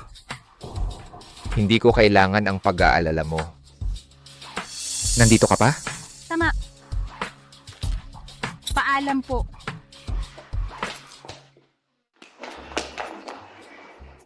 Bakit mo siya pinuntahan? Sabi niya, may kinalaman daw sa iyong mga personal na bagay. Gusto ko lang alamin muna bago ka abisuhan. Nag-aalala ka ba sa akin? Bilang iyong empleyado, ang pagprotekta sa iyong mga interes ay aking tungkulin. Iyon lang? Oo. Ano pa bang dahilan? Kung lalapitan ka niya ulit, ipaalam mo sa akin. Huwag kang pumunta mag-isa. Naiintindihan ko. Naunawaan? Miss Shu, Ginoong Lee narinig na ipinatawag ka ni Senior Lee. Sobra siyang nag-aalala. Nag-aalala siya baka tanggapin mo ang alok niya mula sa bangko. Nagbabalak. Iwanan siya. Buti na lang tinanggihan ko ang 50 million. Kung hindi, si Mr. Lee ay mag-aakalang nasuhulan ako. Alamin kung sino ang kumontak kay Senior Lee. Ipadala siya sa opisina ko. Opo.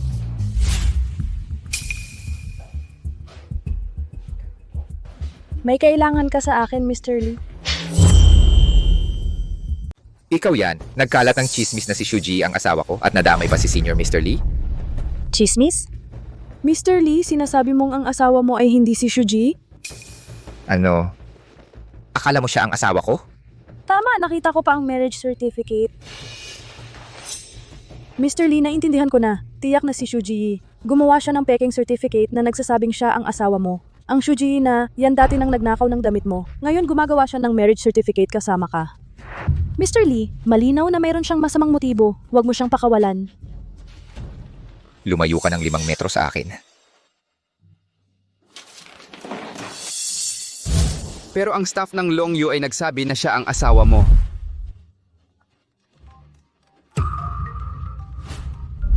Ang marriage certificate mo ay na-reissue na.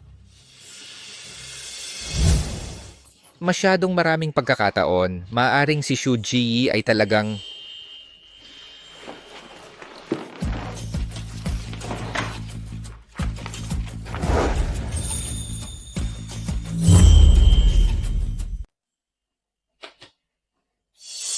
Ginoong Lee, talaga bang may asawa ka? Kanino? Imposible. Ako lang ang pwedeng maging asawa mo. Alam mo ba kung gaano nakita gusto? Mula nang pumasok ako sa kumpanya, lagi kitang pinagmamasdan. Pakitingin mo naman ako, kung mas titingnan mo lang ako, maiintindihan mo ang nararamdaman ko. Ginoong Lee. Sibakin ka na. Ano, Ginoong Lee? Umalis ka at kausapin ng HR. Hindi ko na uulitin.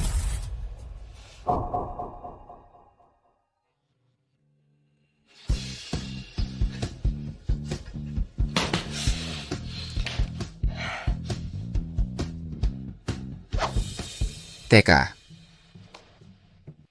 Malamang hindi pa niya alam. Shuji, Ano yon? Bigla mo akong tinatawagan. Nagset ka na ba ng petsa ng diborsyo? hindi. Gusto lang kitang batiin ng magandang gabi. Okay ka lang ba? Magandang gabi sa liwanag ng araw? Joe.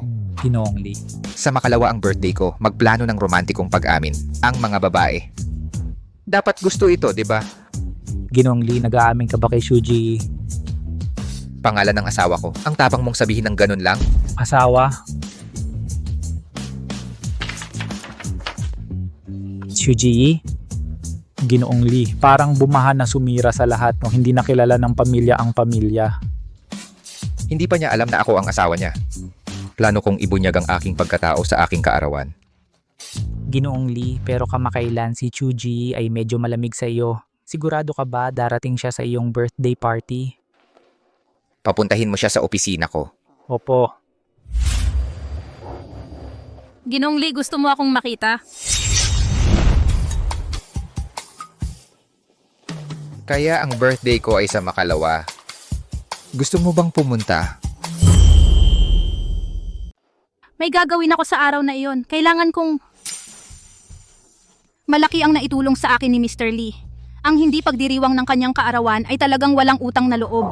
Wala akong choice kundi kanselahin ang aking mga plano para dumalo sa iyong selebrasyon ng kaarawan. Seryoso? Talaga? Shuji, wala ka ng pag-asa. Nagpakita lang siya ng kaunting pagkadismaya at sumuko ka agad. Paano ka matututong kontrolin ang iyong puso? Manatiling kalmado at mag-isip ng malinaw. Mag-focus sa pag-iisip kung anong regalo sa kaarawan ang ibibigay. Damit? Kurbata? Sapatos? Lahat ng suot niya ay custom-tailored. Hindi ko kayang bilhin yon. Ano kaya ang kailangan ng isang mayaman tulad ni Mr. Lee? Teka! Tatanungin ko si Old Madam.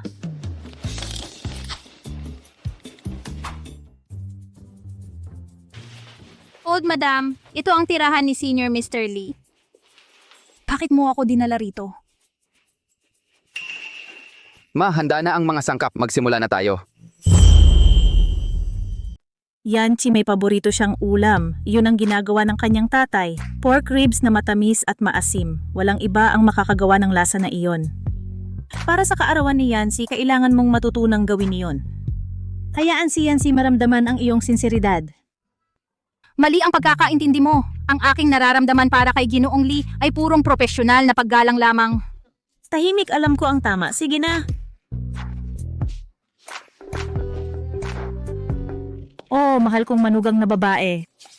Ang bobong batang iyon hindi pa napagtatanto sa mahabang panahon na si Ji ang kanyang nakatakdang nobya.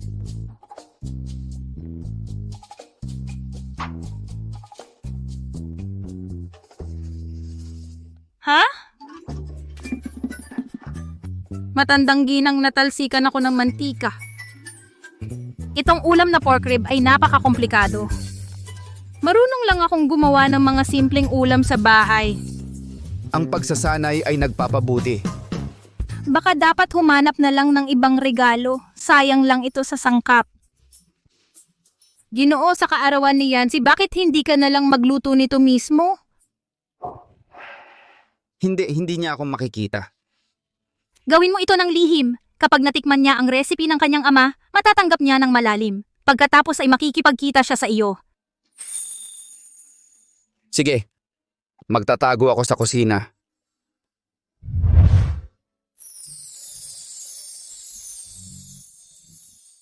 Sa tingin mo magugustuhan ba ito ni Shuji? Tiyak, Gino. Walang babaeng makakatanggi sa ganitong romantikong mga kilos na may seremonya.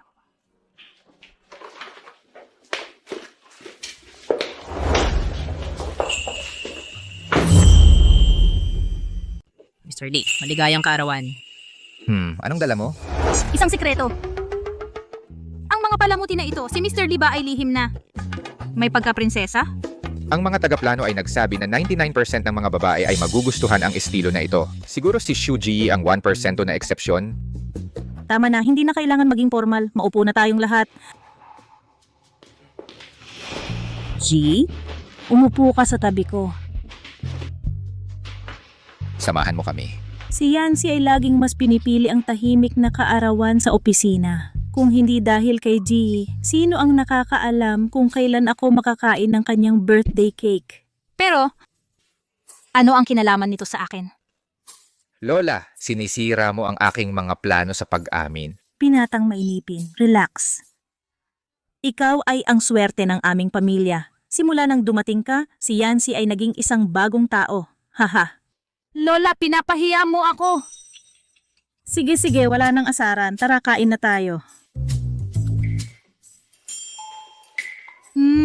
Ang sarap ng sweet and sour pork ribs na ito. Subukan mo.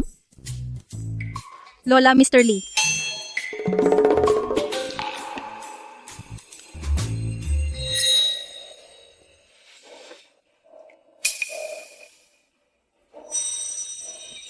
sino ang chef ngayon? Sino ang magluluto ngayon? Mayroon bang problema sa lasa? Kung hindi, papagawin ko silang muli. Hindi na kailangan. Masarap naman. Salamat.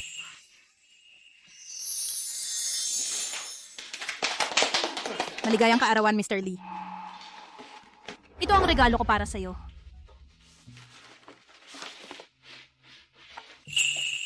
Bakit Lego? Narinig ko. Na dati kang natutulog kasama ang Lego nung bata ka. Akala ko magugustuhan mo. Napansin ko na bihira kang may libreng oras, Mr. Lee. Kaya ang regalong Lego.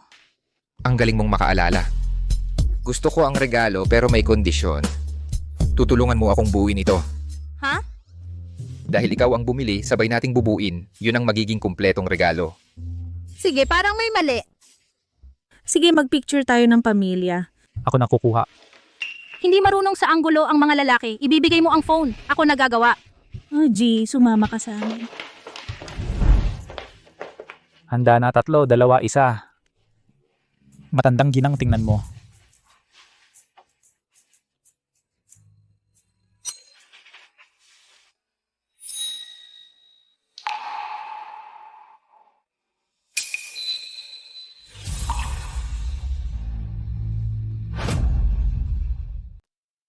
Naalala ko pa nung minsan, umuwi akong gabi pagkatapos ng mga pulong pang negosyo.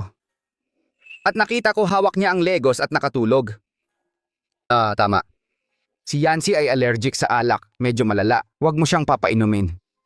Noong araw, lagi siyang nagsisipa ng kumot tuwing gabi. Iniisip ko kung nalampasan na niya ang ugaling iyon. At saka, dati niyang gustong-gusto ang aking sweet and sour pork ribs. Ang sarap ng sweet and sour pork ribs na ito. Lahat subukan nyo. Wala na ang nakaraan. Dapat tayong magpatuloy. Mr. Lee, meron ba sa mukha ko? Wala. Mr. Lee, oras na para maganda. Lola, sumama ka sa akin. Kailangan ko ng opinyon mo. Siyempre, G, mag-isa ka rito sandali.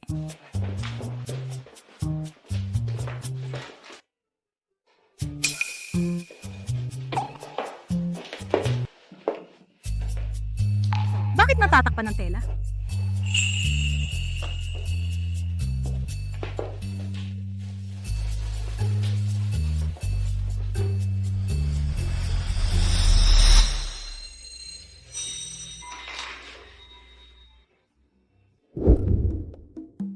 Yancy, Hmm? dapat kang magsalita ng mahinahon at magsabi ng mga taos pusong salita. Huwag kang magsalita na parang naguutos sa mga empleyado. Naiintindihan ko, Lola. Team ng ilaw, handa na. Team ng camera, handa na. Team ng atmosphere, handa na. Mr. Lee, maaari ka nang pumasok.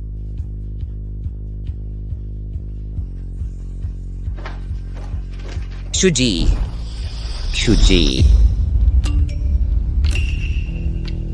Mr. Lee, alis ako sa likod na labasan, apurahan. Gumagawa siya ng taos pusong pagtatapat sa asawa niya. Ano ba ang ginagawa ko rito? Aalis na ako.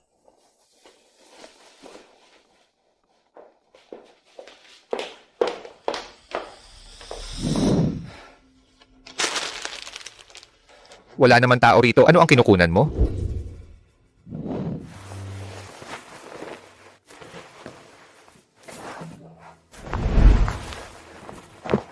Nagtatapat siya sa asawa niya. Anong kinalaman mo dyan? Bakit ka dapat magalit?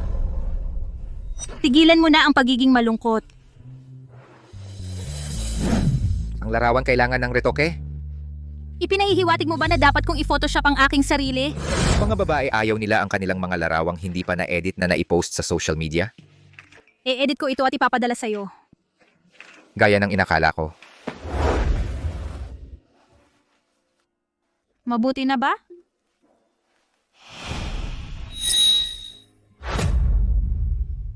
Baka akala niya ay hindi sapat ang kakayahan ko sa pag-i-edit ng larawan. Gabi na, G. Uminom ka ng gatas at matulog na. Paano kung nagkakagusto ako kay Mr. Lee? Sa tingin mo, dapat ba akong mag-resign? Malaki ang naitulong sa'yo ni Mr. Lee. Huwag kang maging pabigat sa kanya. Pero kung aalis ka ngayon, nang walang anumang tagumpay sa karera, mabibigo mo si Mr. Lee. Naiintindihan ko. Lahat ng pagsisikap na walang kapalit. Sino namang gugustuhin kunin ang gawaing ito? Mag-ingat. Baka lang ipasa sa'yo ang gawaing ito. Ha ha ha. Ang charity department, ano yun? Oh, ito ang non-profit branch ng Long U. Tumutulong sa mga malungkot na matatanda, naghahatid ng mga libro sa mga bata sa malalayong lugar. Lahat ng dagdag na trabahong walang bayad na walang karagdagang sweldo. Walang gustong pumunta. Seryoso. Bago ako mag-resign, dapat akong gumawa ng isang bagay na makabuluhan para kay Mr. Lee muna. Kukunin ko ang assignment. Imposible, seryoso? Lahat umiiwas sa gawaing ito, pero may isang tao na voluntaryong gagawa. Dahil sabik siya, inominate siya para sa parangal na philanthropy star ngayong taon. Opo. Ipapakita ko ang relasyon natin kapag siya ay nasa kanyang pinakamaliwanag na sandali.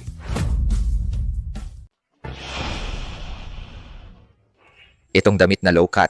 Hindi, nung huli, nung nagsuot siya ng low cut, napatingin ang mga tao. Masyadong mahaba ito, baka matisod siya. Mr. Lee, ito ang mga damit na dinisenyo ng mga world-class na taga-disenyo nagsimulang magdisenyo noong isang buwan. Kung patuloy kang ganito kakulit, wala siyang maisusuot sa gala ng charity night. Ito na lang, ito ang magpapainit sa kanya. Teka, hindi ito tunay na balahibo, di ba? Ang pagsusuot ng tunay na balahibo sa isang charity event ay hindi angkop. Hindi natin pwedeng hayaan na batikusin siya. Makatitiyak kayo, Mr. Lee. Ito ay eco-friendly na peking balahibo. Pero kung nag-aalala kayo tungkol sa chismis tungkol kay Madam, dapat mong ihinto ang personal na paghawak sa kanyang mga gawain. Kung kumalat ang balita, sasabihin nila na ang kanyang tagumpay ay dahil sa'yo. May punto ka.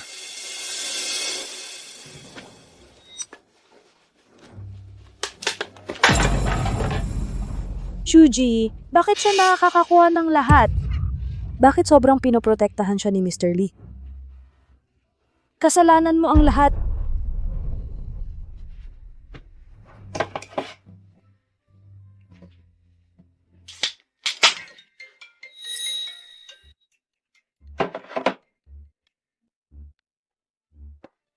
Kumusta? Mas Jiang, Sino ito? hindi mo ba nakikilala ang boses ko? Ako ang pangalawang tagapagmana ng pamilya Lee. Second young Master Lee. Bakit mo ako kinokontak? Hindi ko talaga kayang tiisin ang tagumpay ni Lee Yancy. Hindi ka pa ba naka-move on sa kanya? Siya at si Shuji sinira ang buhay ko. Paano ko pa siya mamahalin? Gusto ko sila mapahiya sa publiko tulad ko. Mabay. Kaya pareho tayo ng mga kaaway. Kung gusto mong maghiganti, gawin mo ang sinasabi ko. Sige. Sige, nakuha ko. Mga damit para sa mga babae sa mga bundok sa Timog Kanluran. Pagtulong sa mga nasalanta ng snow sa Hilaga. Flashlight, coat, at instant noodles na itala. Lahat ng kahilingan ay nakalog. Partikular na mga timeline para sa mga relief shipment. Kukumpirmahin ko sa iyo mamaya. Kailangan ko munang gumamit ng banyo. Naiintindihan.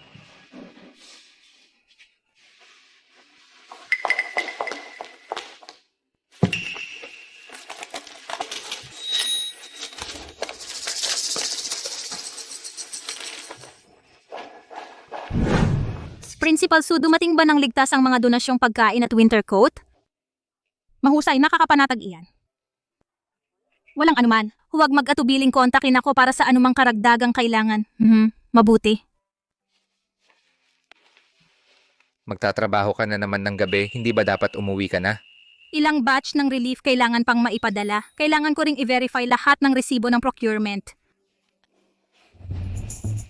Bukas na charity night gala. Ako ba ang bahala sa mga toast? Matutulungan kita.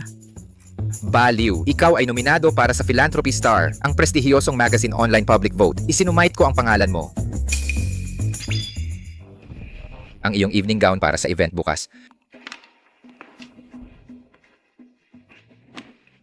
Wow! Ang galing! Salamat, Mr. Lee. Hindi mo ba susubukan? Ngayon din? Walang laman ang katabing kwarto. Subukan mo at tingnan kung bagay. Sige. Oh.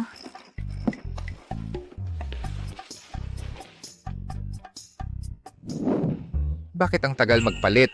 Ginong Lee, kakapasok lang niya. Malamang 1 minuto lang. Talaga? Bakit parang 10 minuto na akong naghintay?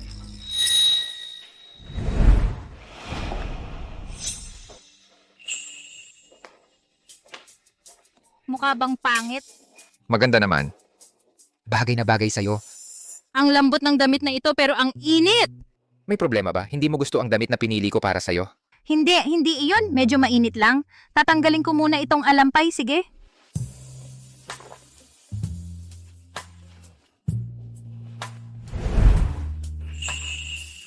Isuot mo ito. Hindi mo pwedeng tanggalin nang wala ang pahintulot ko.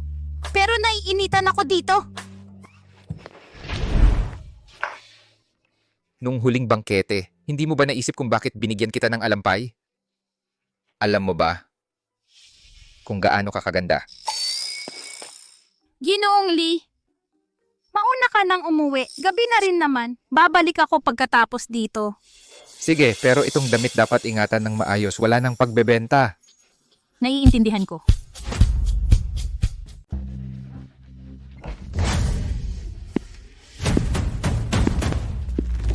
Siya siguro ang nangunguna sa online na botohan, Shuji, di ba?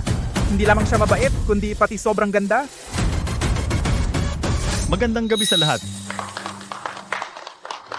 Ang gala ng pagkakawanggawa ngayong gabi ay naglalayong parangalan ang mga nagbigay ng natatanging kontribusyon sa mga gawaing pangkawanggawa sa nakaraang taon. Ngayon, oras na upang i-anunsyo. Sa pamamagitan ng pampublikong pagboto, ang bituin ng pagkakawanggawa ngayong taon ay napupunta kay Miss Chuji,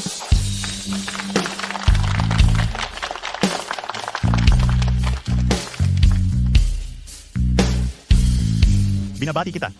Salamat. May sasabihin ka ba sa lahat, Miss Chu?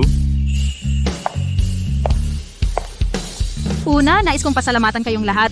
Ang kanyang gawaing pangkawanggawa ay pandaraya. Licheng, may bali-balita na siya ay pinalayas mula sa pamilya Lee? Ang gutom na kamelyo ay mas malaki pa rin sa kabayo. Ang pagdalo sa mga kaganapang pangkawanggawa ay nasa ilalim ng kanyang dignidad. Ako ang dating kasamahan ni Shuji Yi. Inaakusahan ko siya ng pagnanakaw ng pondo ng kawanggawa. Anong ebidensya ang sumusuporta sa iyong paratang na pagnanakaw laban kay Shuji? Si Shu ay dating subordinate ko, isang walang kakayahan at walang kwenta. Gayunpaman, nagnakaw siya ng mga gamit sa opisina at nagyabang ng mamahaling ipit ng buhok. Isang estudyanteng walang pera na hindi kayang magbayad ng kolehiyo. Saan niya nakuha ang pera para bilhin iyon? Ang kanyang kayamanan ay nagmumula sa ninakaw na pondo. At si Lian si umupa ng hindi kwalipikadong tauhan partikular upang mandaya sa mga account. Jiang Mengyao, siraan mo ako kung kailangan pero naglakas loob kang makipagsabuatan kay Li Cheng para manira kay Mr. Lee? Sa palagay mo ba maniniwala ang mga tao sa iyong walang basehang kasinungalingan? Walang basehan? Chuji, mapapatunayan mo ba na hindi ka nagnakaw? Huwag mong sabihin na wala kang mailabas na resibo? Ilang araw ang nakalipas, napansin ko na ninakaw ang aking mga resibo. Opisyal ko nang pinawalang bisa ang lahat. Pinawalang bisa? Wala ka namang mga yon. Mayroon akong elektronikong invoice para sa bawat binili. Ako, si Shuji, ay hindi kailanman nag-abuso ng pondo ng kawanggawa. Kaya Shuji talaga bang pinagbintangan? Ang mga resibong ito ay malamang na lahat peke, di ba? Nasa phone mo yon, walang makakakita niyan. Makapag-produce ka ba ng iba pang ebidensya? Oo, tama. Hindi tayo basta pupunta sa bawat donation site upang i-verify lahat, di ba? Mukhang maaaring meron talagang kakaibang nangyayari. Sino ang nagsabing hindi natin ma-verify? Lahat? Mangyaring lumapit. Ako ang punong guro mula sa isang elementarya sa Suja Village, Daba Mountain. Ang mga supply na ipinadala sa aming paaralan. Makukumpirma ko na ang dami ay tumutugma sa listahan ng donasyon. Ginongsu. Ako si Director Wang mula sa ampunan sa Hang City. Sigurado akong ang mga reporter ay pamilyar sa akin. Makukumpirma ko na ang mga supply ni Miss Shu ay tumutugma sa listahan. Director Wang. Ako si Director Liu mula sa shelter sa Timog Kanlurang, Bulubunduking Rehiyon. Makukumpirma ko rin. Ginoong Liu. Ako si Headley mula sa ampunan. Makukumpirma ko rin. Miss Lee? Paano kayo nakarating dito lahat? Hindi ko kayo nakita kanina. Inimbitahan kami ni Mr. Lee. Mr. Lee? Kaya talaga tayong niloko. Ikaw talagang naglakas loob na dayain kami. Paano nangyari ito? Liansi, paano mo nagawa? Liansi, paano mo... Posibleng malaman ng maaga ang tungkol sa sitwasyon ngayon? Tama ba? Li Cheng, mula noong araw na ipinatapon ka, nagpadala ako ng mga tao na nagmamasid sa iyo. Oh, at ang iyong telepono ay minomonitor din. Bawat galaw mo ay nasa ilalim ng aking kontrol. Ikaw, Alam ko na lagi na wala kang puso at walang utang na loob, kaya ako nag-ingat. Lee Yancy, kahit patunayan mo yan, ano naman, guguluhin kita habang buhay. Hindi ka magkakaroon ng kapayapaan. Tama na! Tigilan mo na ang walang kwentang ingay dito, Assistant Joe, oras na upang makita sila ngayon. Li Cheng, Jiang Mengyao, inirereklamo kayo ng peking resibo, paninirang puri at pagpapahiya. Sumama kayo sa amin para sa investigasyon. Hindi, lahat ito ay hindi pagkakaunawaan. Shuji, nagkamali ako. Hindi dapat kita pinahiya. Patawarin mo ako, Shuji. Yancy, gawa niya yan. Pinaglaro niya ako. Hindi ko talaga ginawa yon. Lahat siya. Anong ginagawa mo? Isinali mo ako dito. Hindi ko kaya mag-isa. Makinig ka, hindi ako nananakit ng babae. Tumigil sa ingay, dalhin sila. Ngayon na. Hindi, sandali. Yancy, siya yan. Hindi ako pakiusap. Miss Chu, kanina mali ang ginawa namin sa'yo. Humihingi kami ng taimtim na paumanhin. Mangyaring ipagpatuloy ang iyong talumpati. Hindi ako nakatapos ng kolehiyo.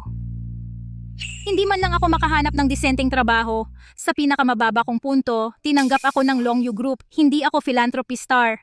Si Mr. Lee ang tunay na bituin. Tinutulungan niya ang lahat na nangangailangan.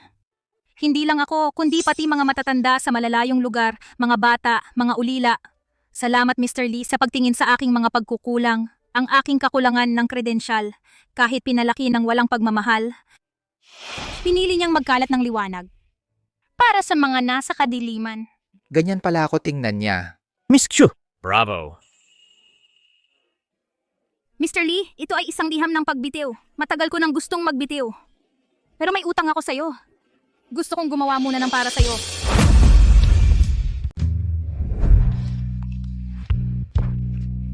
Shuji, palagi mong sinasabi na napakabuti ko. Bakit mo gustong mag-quit?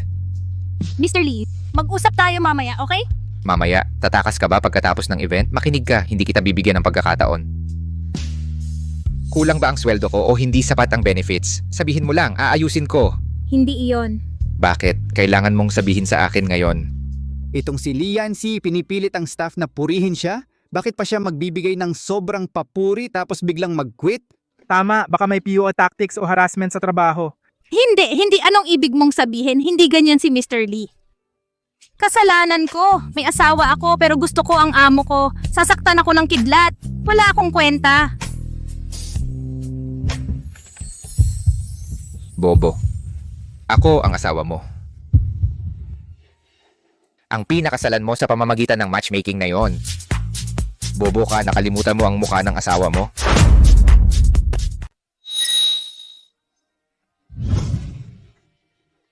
Kaya ikaw talaga ang asawa ko. Pasensya na, nakalimutan ko na ang itsura mo.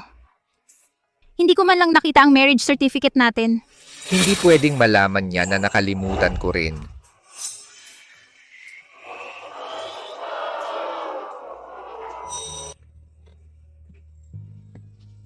Hindi ba ito mga regalo mula sa birthday banquet? Nakita mo sila, bakit ka tumakas? Akala ko para sa asawa mo. Para sa asawa ko, eksakto. Tanggapin mo sila, mahal kong asawa. Salamat sa paghahanda ng lahat ng ito para sa akin. Siya nga pala, malapit nang matapos ang isang taon nating kasunduan. Tama, muntik ko nang makalimutan. Paulit-ulit siyang humihiling na tapusin ang diborsyo. Ang mga regalong ito siguro ay pamamaalam na regalo para sa akin. Kaya naman, humihingi ako ng extension. Ha? Humihiling na gawin itong permanente. Shu Ji, mahal kita. Masaya ako na ang pagmamahal sa iyo ay hindi na lihim ko. Mahal din kita. Ang charity gala na ito ay naging pampublikong pagpapakita ng pagmamahal mo. Ji, Lee, iminumungkahi ko sa inyong dalawa. Dapat maghalikan na kayo. Halik, halik, halik.